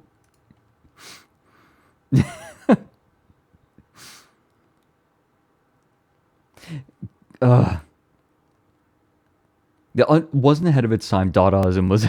I don't know that they're Dada. It's just satire. Like, satire is as old as time. I think that the biting bitterness... I think it was timely. I think the bitterness was timely, but I don't think that people knew what to do with it all the time at the time. Like, I think people would watch that video and be like, haha, fat people. And just the fact that they're, like, being pissed off at, like, daytime talk show hosts being awful people would just go over their head.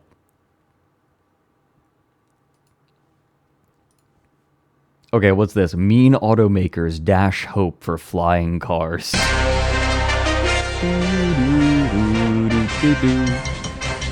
This week, the world's major auto manufacturers have convened at the Montreal International Auto Show. The focus of the annual auto show is innovation. Now, here to discuss... I was actually talking about this with Hina.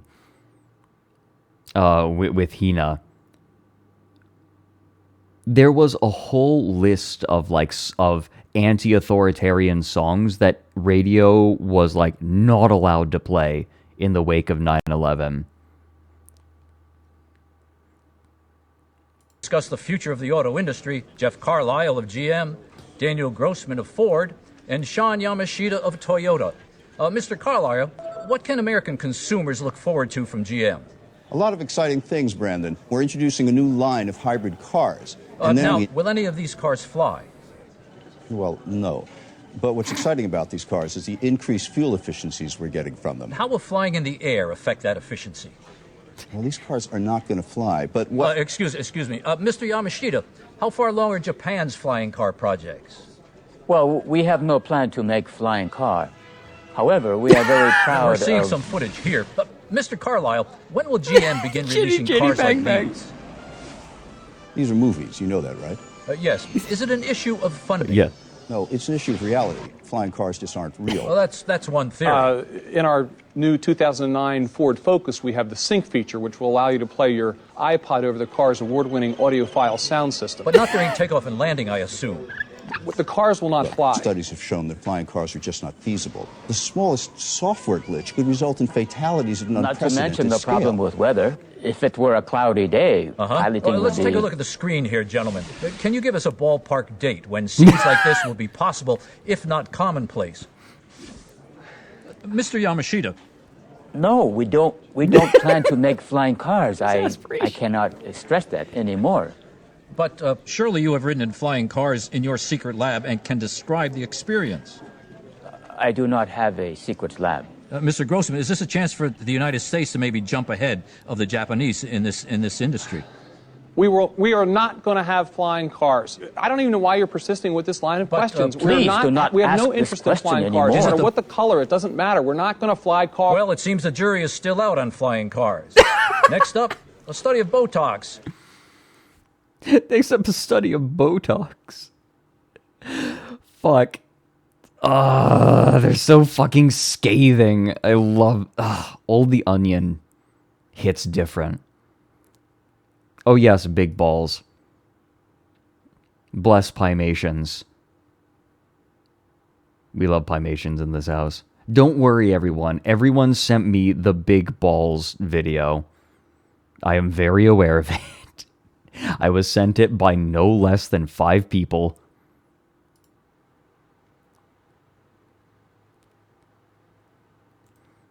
There's how big were they? They're such big balls, and they're dirty big balls. Here we go. This one's classic too. Memorial honors victims of imminent dam disaster.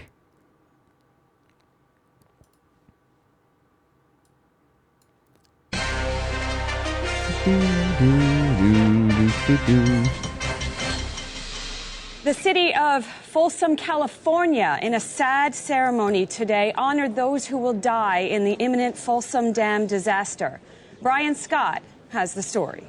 The Folsom Dam has been a Sacramento Valley landmark for over half a century. But since a spillway gate began to leak 4 years ago, the dam has become a symbol of doom for the hundreds, perhaps thousands of souls who will be consumed in its onrushing waters. But this year, the Sacramento County government finally decided to act, budgeting $20,000 to construct a memorial for the victims of the inevitable tragedy. This disaster will have been preventable. All of the warning signs are here now. Yet, no one will have done anything about it. Unveiled at a ceremony today, the Folsom Disaster Remembrance Statue is intended to provide comfort for those who are about to lose their family members, friends, or even their own lives in the disaster. I only wish that there was some way to avoid this terrible tragedy that didn't require so much funding. The memorial is built on high ground overlooking the dam, so that it won't be swept away along with the rest of the town and its citizens. It was designed by Japanese artist Keiko Totori. This memorial is a classic American style because this will be historic national tragedy. The memorial will be etched with the names of the victims once they're killed. One name has already been added, Dennis Munoz, a civil engineer who works in the dam's control tower and will undoubtedly be the first to be killed by the 80 billion tons of water when the structure bursts. The memorial will be the place where I'll go to remember Dennis. My grave won't matter because they're not going to find my body. The memorial was designed to accommodate 500 names after considering the number of homes in the area and the average traffic on nearby Route 10. I will take the full responsibility for the tragedy when it happens. I am tendering my resignation effective the day the dam finally breaks. I think once the massive death toll becomes apparent, I will end my own life. But what I have done. The memorial can also be altered to include up to 2,000 names in the event that the disaster occurs during the annual Folsom Jazz Festival. For the Onion News Network, I'm Brian Scott. Our prayers will go out to each and every one of the victims. Our prayers will go out. Fucking.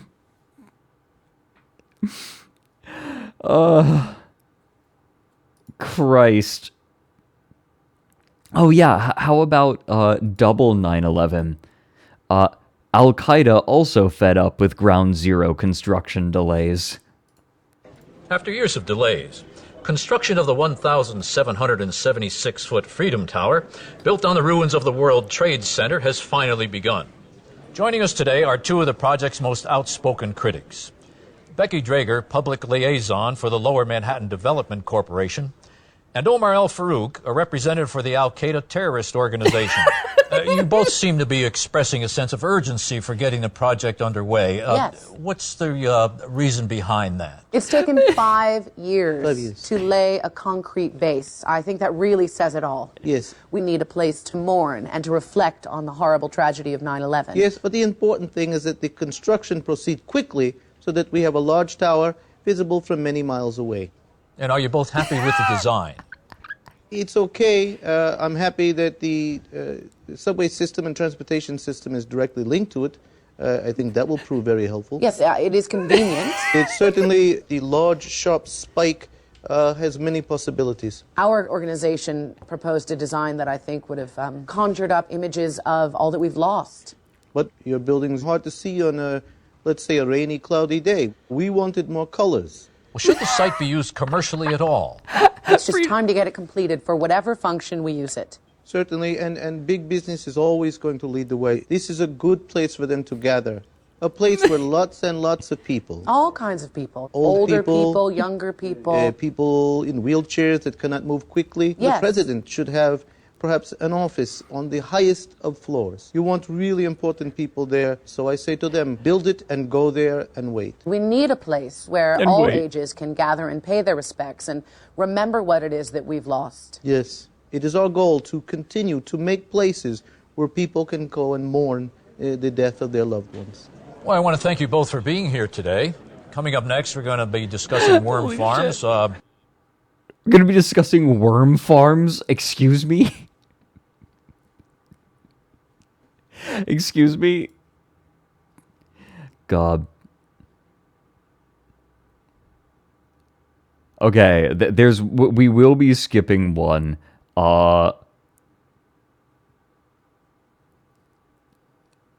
Wait, okay, this seems... Okay, we're gonna skip ahead to one, because this seems good. I mean, there are a few classics in here, like, is the government spying on schizophrenics enough? I mean, that's a fucking classic.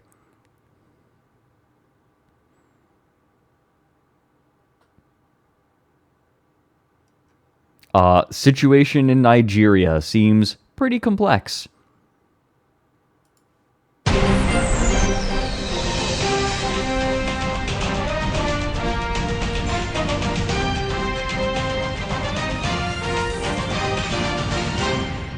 I'm Juliana McCannis, filling in for Clifford Baines, whose autobiography is due today. With allegations of fraud surrounding the election of Umaru Yar'Adua in Nigeria, how do you think global petroleum markets are going to react, particularly considering their understandable wariness given the crumbling infrastructure and continuing civil strife in the Niger Delta?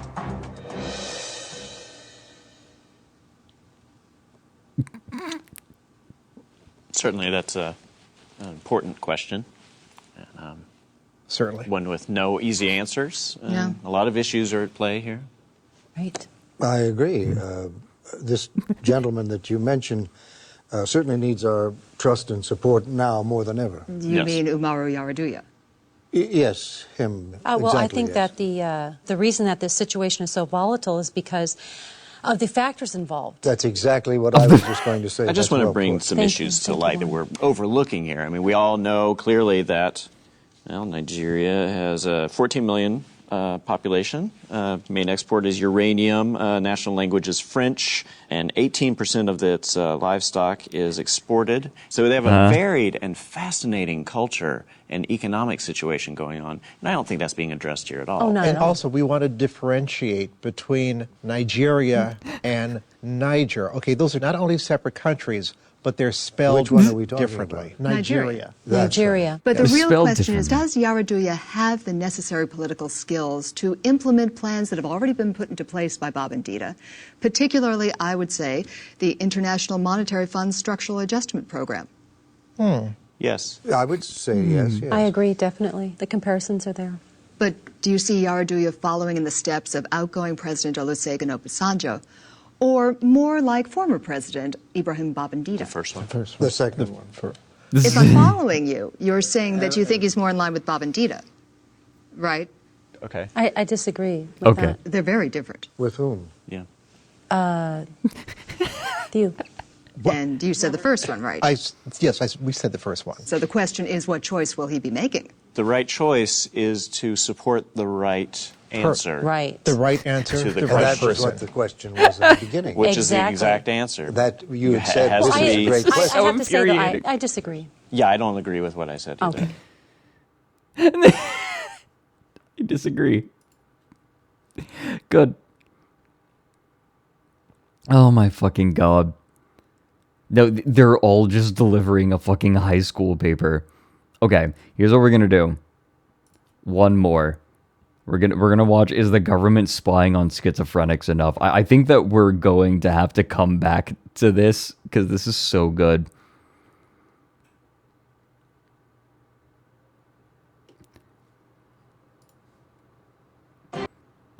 There are over 1.5 million diagnosed paranoid schizophrenics living in America today. Should our healthcare system be doing more to make sure they are safe to themselves and others by watching over them 24 hours a day? Yes, we need to monitor these people to make sure they're safe. Hide cameras everywhere they go, in the streets, in their homes, in the eyes of people at the convenience stores where they shop. Cameras aren't really enough. I read it though. in a medical journal recently that a number of doctors have already begun to place microscopic tracking devices under the skin of schizophrenics, which is a great way to make sure that they don't get lost. Yeah, and there's an article said here recently that most of them have had no problem with that, and it's a very non-invasive procedure and has proven.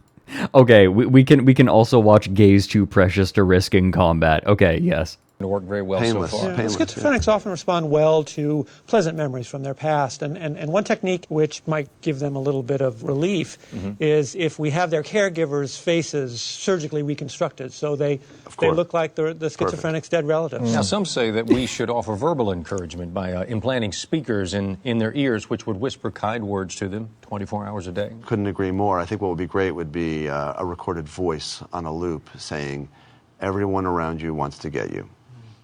In reference to help. Of course, we can't have just one voice. We need to have more than one voice because then they know it's a team effort. That's right. They feel supported by the community, and that's what we really should be going for. But we have to do more than just calm them. You know, we have to give them practical advice, too. Like tell them which bus drivers hate them, which manholes are covering up underground government prisons, which statues don't love them anymore, you know, that sort of thing. This kind of technology would be expensive. Some people have said to slip it into their minds subconsciously, perhaps through coded anagrams that, let's say, we would hide or encrypt into books. Definitely. They'll think that they're just reading, standard literature, but actually it will be encoded instructions from people who want to help them. In newspapers or inside the tattoos of people on the street. Just the ingredients on a box of cereal, anything that they might read. And this is an area where I think that we could really get some help from the government.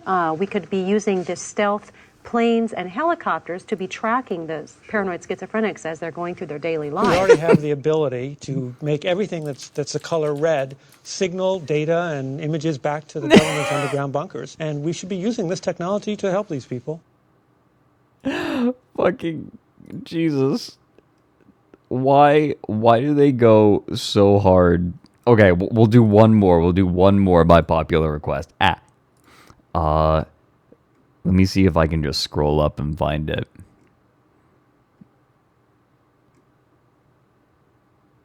Here we go. Gays too precious to risk in combat.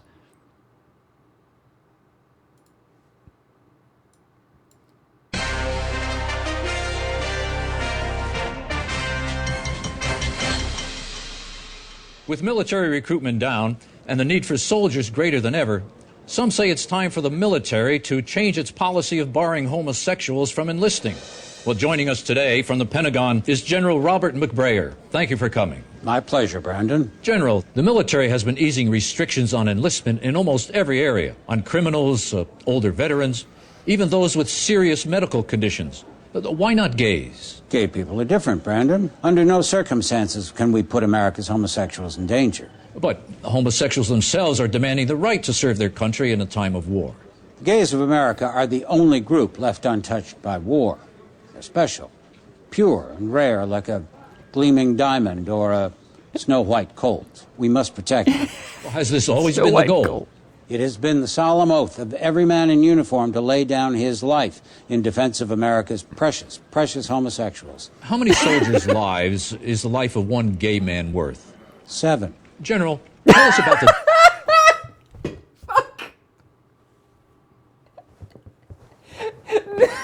No fucking hesitation.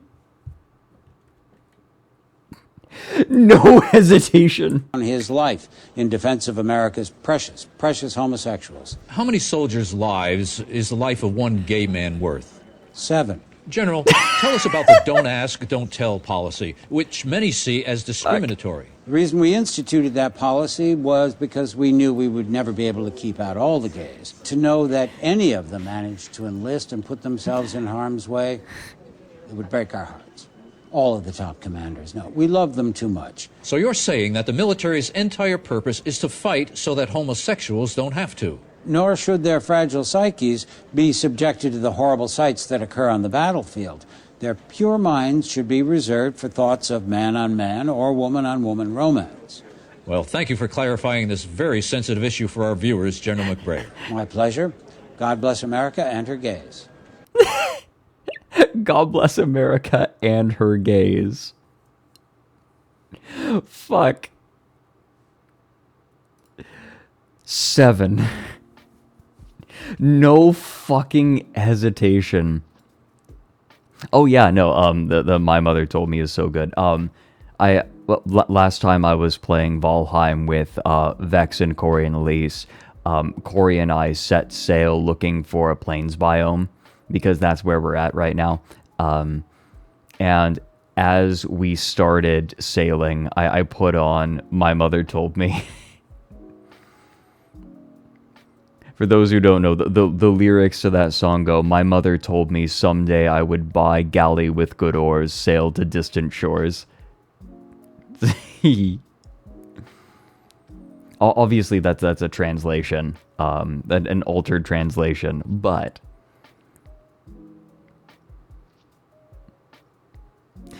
okay, here's what we're gonna do, everyone. Guys, we're gonna check out the bingo. I wanna see how the bingo cards look today.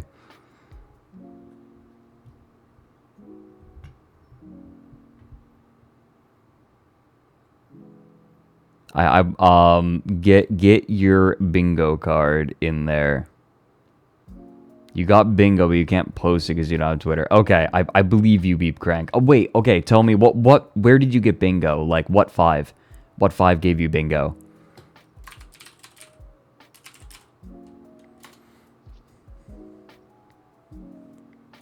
All right, what do we got? What do we got? I'm curious.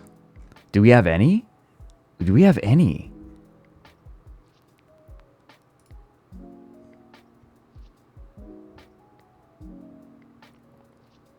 Yeah, I feel like there should be a lot. I'm actually not seeing any. Okay, so wait, did only Beep Crank get bingo? Oh, no. Okay, we have a few. We have 2. Oh, wait, no, we have a so close from Farah. Okay, we have a so close from Farah. Very close. Oh, okay, so by the way, everything's closed. So this doesn't count. But Dune, we just need a Dune. Oh, all we needed was Uncle Iroh or Meta. Fuck. So close. Just missing a dunk. Ender Cobra got one. Okay. There are a couple. Okay, so apparently Beep Crank got Andre, AI, so, Maroonus Dagon, 9/11, Corey and Elise, and Whiskey Dingo. Wiki Dingo. Congratulations. Oh, okay. Here's what we're gonna do. It's time for art. We're gonna check out art, and then we are going to raid Meowpenheimer, and I'm gonna join on him. Meowp, go ahead and, start up stream whenever you're ready. I don't know if you've been waiting for my signal. I think you have. Right? Oh, GG uploaded theirs. Ugh. Okay.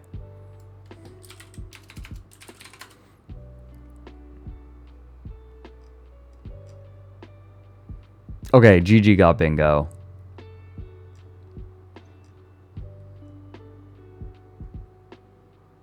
Oh my god, everyone gets so close. Holy cow. Almost looking at blackout. Toontoosh got one. Sippy break. So we had a sippy break. We had Alfilda showed up. People ask about EVE Online, according to Lisa Nady. Nibidik.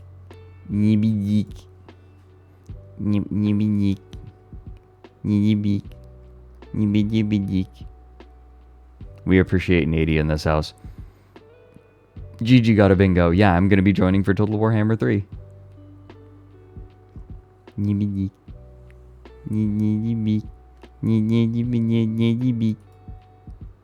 Oh, people get so close. It's infuriating. Do kick streamers and gamblers count as manosphere? Ooh, that's a good question. No, not really. It's close. It's real close. Let's roll a die. There's strong overlap. I'd say no. It's not close enough.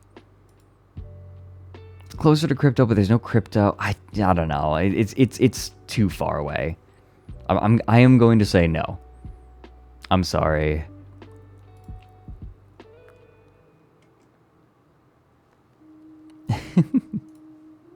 Okay, we can do art. Yeah, there's overlap in people, but the topic's different. Yeah. That's the problem that we're facing. Oh my god, okay, there's some good shit today.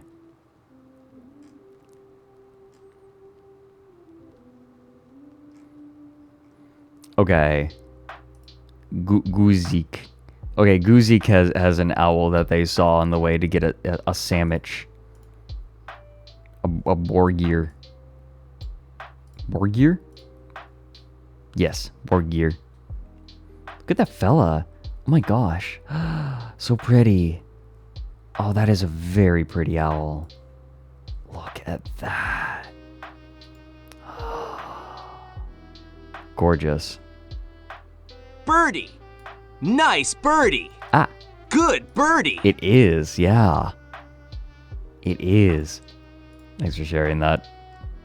Appreciate the owl. Someone found mannequins at their work that look like me. It's just the... Look, it's just the hairstyle. Look, There's a bird over there. I started wearing my hair off to one side to cover up a scar. It wasn't a fashion statement. And then, like, my hair was still like that when, like, my photo was uploaded to the internet. And it became part of my brand, and I couldn't change it. I mean, like, I like the hair well enough. It's good. Is it still like that? Yes, it is. It's grown longer. I need a haircut.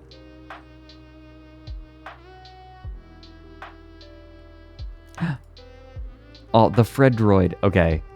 They put the... Ooh. Oh, they put the Fred droid. Gigi put the Fred Nendroid in between Zagreus and Thanatos.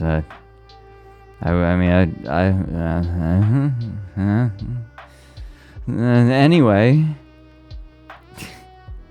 We're just gonna...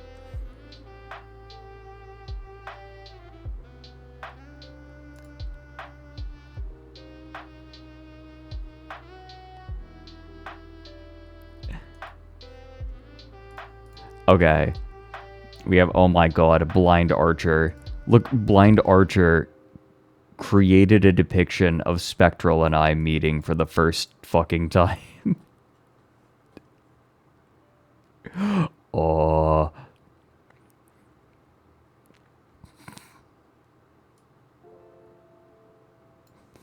Tank facts, you're valid. It's fine. I think a lot of people think of me as the psychic in Seth Zintak's video.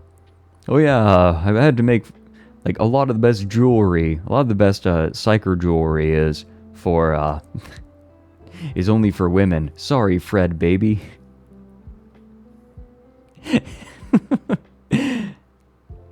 God. Yeah, furry detected. Fuck off.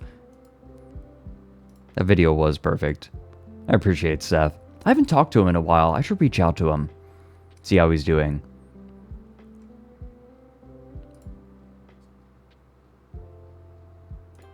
Seth's really chill. Like, I've chatted with him a few times, and every time has been really nice. Okay, guys, we have a scarf date. Time for another scarf date. We're on the home stretch. Oh, you burned your knuckle with hot butter while cooking steak. Oh, no. Ooh, but you ordered some cherry oolong tea. Interesting, some, like, cherry-flavored oolong. Cool. Let me know how that is. Like, even if I don't drink flavored tea a ton, I have nothing against it. It's nice. It can be really nice. The steak looked awesome. Ooh. Yes, you have found me, the fat nut man. Welcome in, Manus. Manus? Manos? Hands of Fate?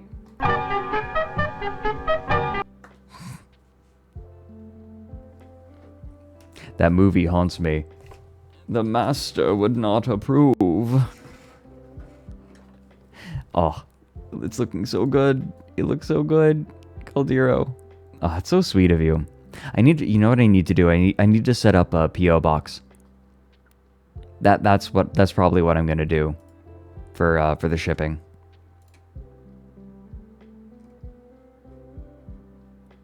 Probably the best way to go about it. Yeah, PO boxes are good.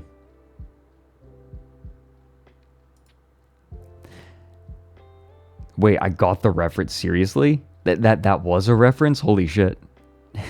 I did it. Oh my god, Steer Bear. Got stuck on experimental Lauren. That's valid though. You are allowed to experiment with Lauren. Look at the fucking fella. Look at the fella. And the lore onion. Yum yum yum yum yum.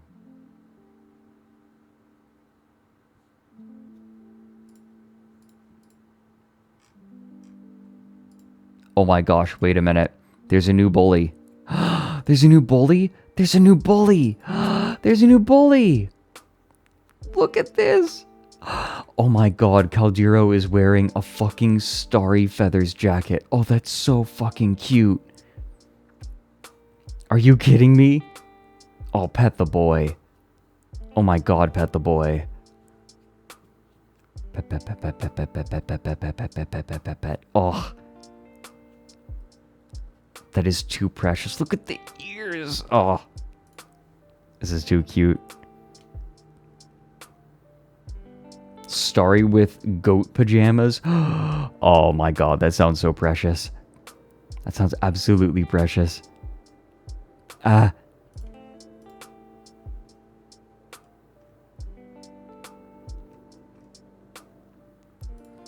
Oh, Meowpenheimer, are you here? You should start up your stream so I can raid you imminently since I'm joining you.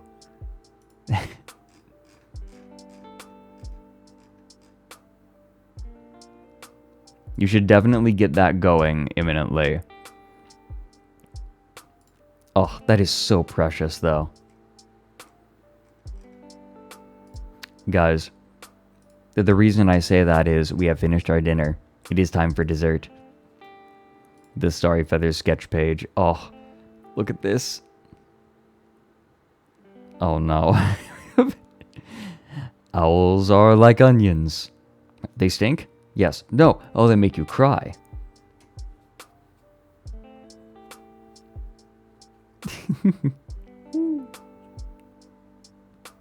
Oh, these are the 100 bits tank facts.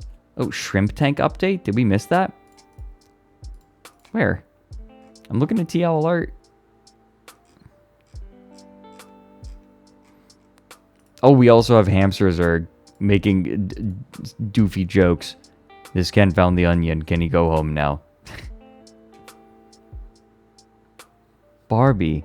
Anyone else excited for Barbie? Can I show you guys the GIF of Barbie?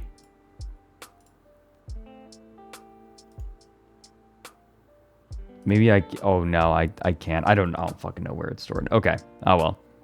Never mind. It's just Barbie doing drugs. Okay, let me see.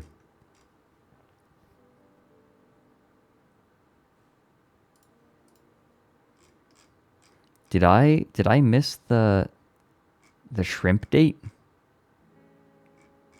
Where's the shrimp date? You know, the Barbie deep lore? There is a weird amount of Barbie lore. Like a weird amount of Barbie lore. Like a weird amount of Barbie lore. Like what? Ken has a friend who's like who fits into all of his clothes.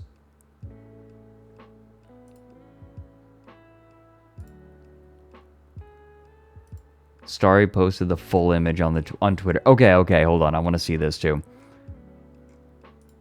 Oh, there we go. Okay, you need to fucking tag it so I can fucking see it.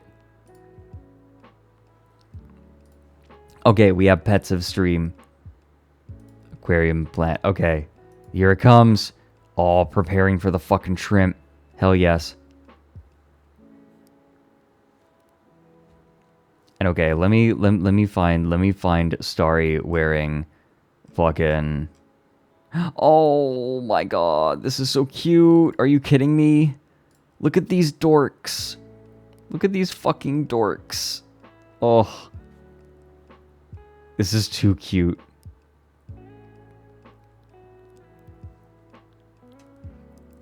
Wait, Snack Bros. They were looking for contemporary fashion and accidentally made him wear a cock ring. Based. Look at these two. Oh. These are way too... Okay, no, this is way too precious. You two are adorable. Go. Okay. We continue with the sketch page. What the fuck do we have? Oh, sick. I'm okay. I wasn't feverish. I was just, like, feeling gross.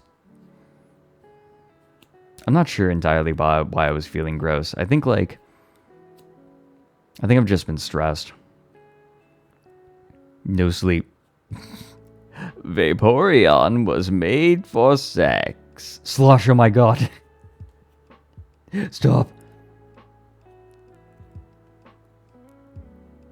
There's me zooming. Yeah, I can zoom now.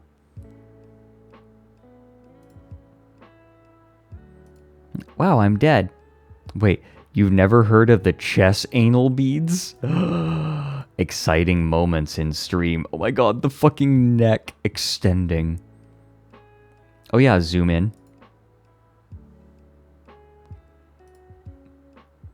Zoom in fucking it. And then there's Spectral noticing me for the first time. Quick clowning. Twitter is on fire. I still can't fucking believe that he, like, is putting Doge onto Twitter. What a bitch. In the event of classified in a public area. Jesus. They got really good actors for those shorts. There's me with cherries. Ooh woo. This is so good. Oh, I wanna do another stream with Alfie soon. We appreciate Alfie here. Okay, we did it. We did it. Where the fuck is me Oppenheimer? He's supposed to start stream. I want to raid him. I want because I'm literally going to be going straight from my stream to his. Because that's what we do.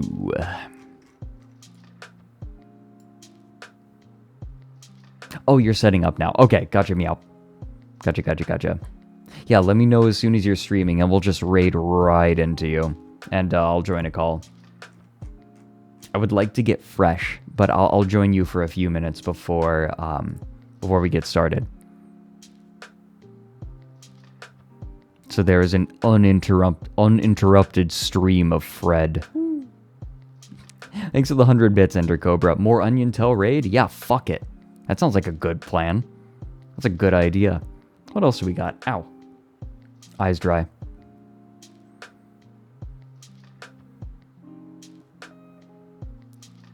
Wait.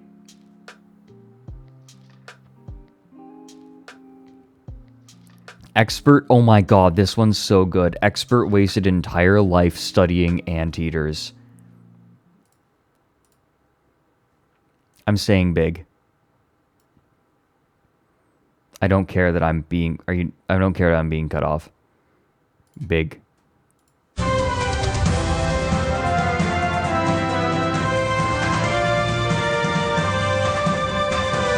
You've tuned in at the right time because guess what? It's time for Today Now's Critter Corner, and we're going to be talking all about anteaters. Hey, that's right, Tracy. We're sitting down here with Dr. Franklin Kearns. He has just published the definitive book on anteaters, a complete anatomy, behavior, and history. Dr. Kearns, we're honored to have you join us on Today Now this morning. Thanks, Jim. Always a pleasure to be actually conversing with another human. He says that because he's been living with anteaters for, 15 years you spent living in the forests of Argentina. Tell us about these incredibly interesting creatures. Well, they're not very fascinating. The anteater is a solitary, sedentary creature that spends its time sniffing around the dirt, eating, sleeping. So it wasn't fascinating, certainly not after the first 5 years. Well, I'm very excited at the prospect of meeting one. Let's bring out the anteater. No. Why in the world would I want to bring an anteater? Oh, I thought you were going to bring an anteater with you. No, that's what I told your producers because I didn't want them to bring one. Okay, well, let's just talk about them then. Because do you have any favorite anteater facts that you'd like to toss around? You know, they're on the endangered species list, and they're all going to die soon. Well, it must have been interesting at some level, and I found the book to be very interesting myself. That's surprising to me. Well, there's pages and pages about the brown stripe of the lesser anteater known as tamundua of the Venezuelan grasslands. Tamandua. That's an interesting name. What does tamandua mean in Venezuelan? Catcher of ants. You know, one of the things I found fascinating about your book, Dr. Kearns, is that anteaters don't really eat ants. They eat termites. You know what is strange? I can't talk about anything else but anteaters. We just have a few minutes left, and we don't want to miss out on looking at the footage of the anteaters that we have to look at. Oh, God. Here they are. Oh, God. They certainly look cute. No, they're not cute. They're not cute? No, they're not little, they're not cute. Their tongue alone is 2 feet long. That's, interesting. 15 years. Yeah.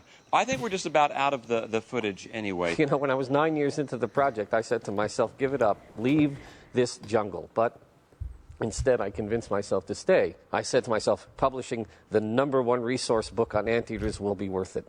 Yeah. But the day it was published, it was completely anticlimactic. It felt like the physical manifestation of 15 years of boredom came into being. I'm sure that... don't apologize. I'm the one who wasted my life on this.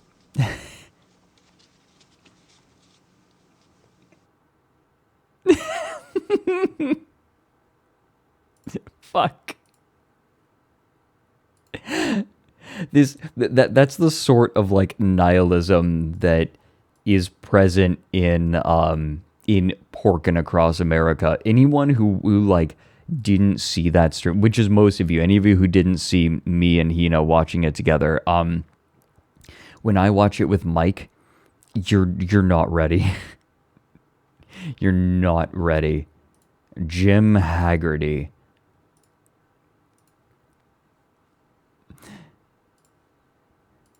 When was it? It was a couple of nights ago.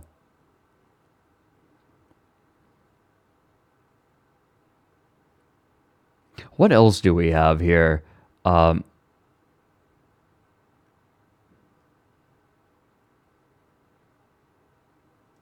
me see.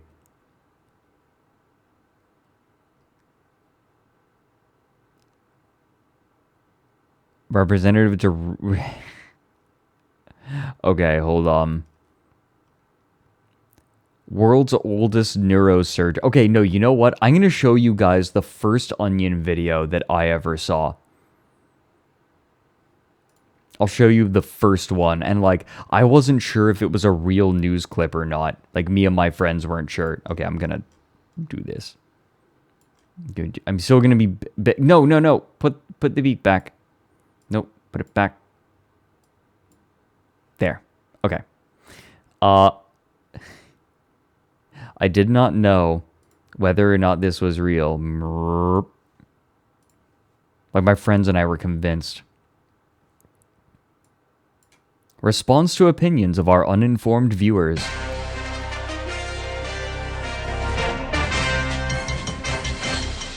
Moving on. The first installment of our new interactive segment, Viewer Voices. What's your opinion? Giving you a voice. Talk to us. Let's chat. Let's chat. If you have a question or a comment about the one of the segments you have seen on our network recently, you can email an instant message or text us at the address you see below, and I will respond right here on the air. What's your opinion? Time for Cybermail. Your story on the anorexia epidemic in our high schools was scary. Are there other problems for teens these days? Thank you for that question, Samantha. My answer is yes. Teens face many problems, hundreds, maybe thousands of problems. New message. Instant response. A text message from Paula in Portland, Maine. She writes, what about $sign to go for schools then? Paula? That's very vague and not really a question. Let's move on. New message. Talk to us. Let's chat. Looks like we have an instant message from Dayton, Ohio. Doc Chewy89 writes, your report on Asian immigrants was terrible. You are a racist. Well, Dr. Chewy, you clearly misunderstood the meaning of the piece. It was not intended New message. Well, then I advise you, sir, to change the channel. This network's success certainly... New message. Sir, I am a respected news anchor. I have been in this business 40 years. New message. Fuck you too. Viewer voices. What's your opinion? Talk to us. Let's chat. Right, you can email or instant message or even text us at the address you see below there on the TV. I think what makes it so convincing is the way that they allow the actors to flub their lines a little bit, or like they purposefully flub them. It makes it so realistic. Literally Twitch chat, literally sound alerts. Hello, is your name Frederick Knutson? I'm gonna vomit. It's just Twitch. It's just fucking Twitch. Oh god. Not on the rails of the script. I think it is pretty carefully scripted, but like they just got good actors. They got really good actors. Political Twitch streamer. Yes. Famous political streamer Frederick Knudsen or whatever.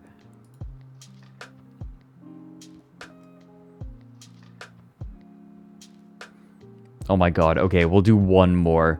Meowp's gone live, but we'll do one more. NASCAR coach reveals winning strategy. Drive fast. Oh dear. NASCAR fans across the country are gearing up for tomorrow's Sears Classic 500, one of the biggest racing events of the year. Here to talk about some of the strategies we'll see in the race is legendary NASCAR coach Dan Amon. Mr. Amon, let me just say it's an honor to be speaking with you. Rarely do you get a chance to sit down with someone who knows so much about NASCAR. Tomorrow is your 5th Sears Classic. You're coaching Curtis Rutherford. What's your plan of attack? Well, the most important point is to drive fast. Now, what's the training regimen like to get a driver prepared to go fast? That's a very good question. We do a lot of training with pedals. Pushing the pedal down all the way, that's very important. Now, a lot of mistakes a lot of rookie drivers make is they only push the pedal down part way. We have some videotape, and I'd like you to explain exactly what's going on here, because this is absolutely intriguing. What's happening here? Okay, well, let's take a look. All right, now pause it right here. Now, he's turning left here. Yep. Now, if he turns left here, he'll go into this little grassy area right here. Now, that's not allowed. Then if he turns right here. Right. You got it. He's going to go into the wall here, and all the other cars behind him, they're going to pass him, and they're going to win the race, and he's going to lose. Now, that ain't good. NASCAR tracks are circular, right? Well, that's a common misconception. They're actually ovals. Now, if they were circular, and there'd be no place on the track where they could go straight. You know, it'd just be this. Instead of this. Turning left, then going straight. Turning left, and then going straight. Coach, there are other... Me explaining writing to people. Sometimes you write words, and sometimes you write other words. It's Twitch streaming. Sometimes you talk about crypto. Sometimes you talk about feet. Other cars on the track, of course. How do you handle them? What's the strategy there? Well, I'd always tell my drivers the same thing. I mean, look out the windshield. If you see a race car over there, don't drive into that place, because if you know, you could hit them and it might cause an accident. Well, this is why you're the best. I mean, you really know your sport. Now, we have some tape here of the headset communication between you and Curtis Rutherford from last year's Sears Classic. Can we play that? Well, that was a good one. Coming up on the turn. Don't turn yet. Don't turn yet. I'm not turning yet. He's ready to turn, but not yet. Ready? All right, here he comes, and turn left. Turn left. Turn left. Turn left. He's turning left. Turning left. He's turning left. Turning left. Okay, go straight. straight. I'm going straight. Go straight and go fast. I'm going fast. Go fast and straight. Should I keep going fast? Keep going fast. Roger, keep going fast. Isn't it straight enough? Straighter. Wow, what a rare treat to get an inside glimpse into the world of NASCAR strategy. Coach, it was great to be talking with you this morning, and good luck tomorrow. Thank you, Michael. It's been a pleasure. Chess is so easy. You just checkmate the opponent's king without getting checkmated. Like, that's easy. I just summarized how to win at chess in one sentence. How is this fucking hard? Everyone, thank you for joining this stream. We're going to raid Meowpenheimer, and I'm going to join him. And we're going to play Total Warhammer. Because no rest for the Owl Man. Everyone, thank you so much. I'll see everyone who is going to be joining for that. I'll see you in like 10 seconds. Hey, Paige. How you doing? We're about to move over to Meowpie. But yes, it doesn't stop. The Fred doesn't stop. We go. Raid message? I don't fucking know. I'm gonna be there. Kill the knife ear. I don't know. But maybe that'll get flagged on Twitch. Classified. That's actually good.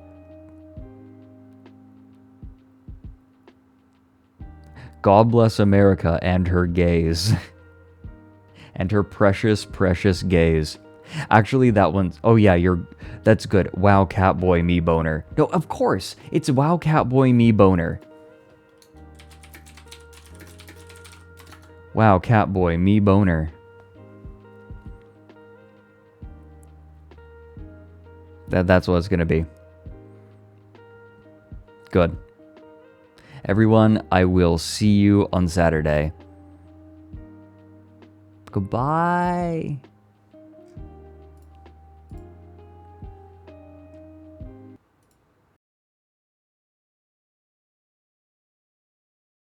Wait, I'll see you in a few seconds, and if I don't see you in a few seconds, I'll see you on Saturday. Bye.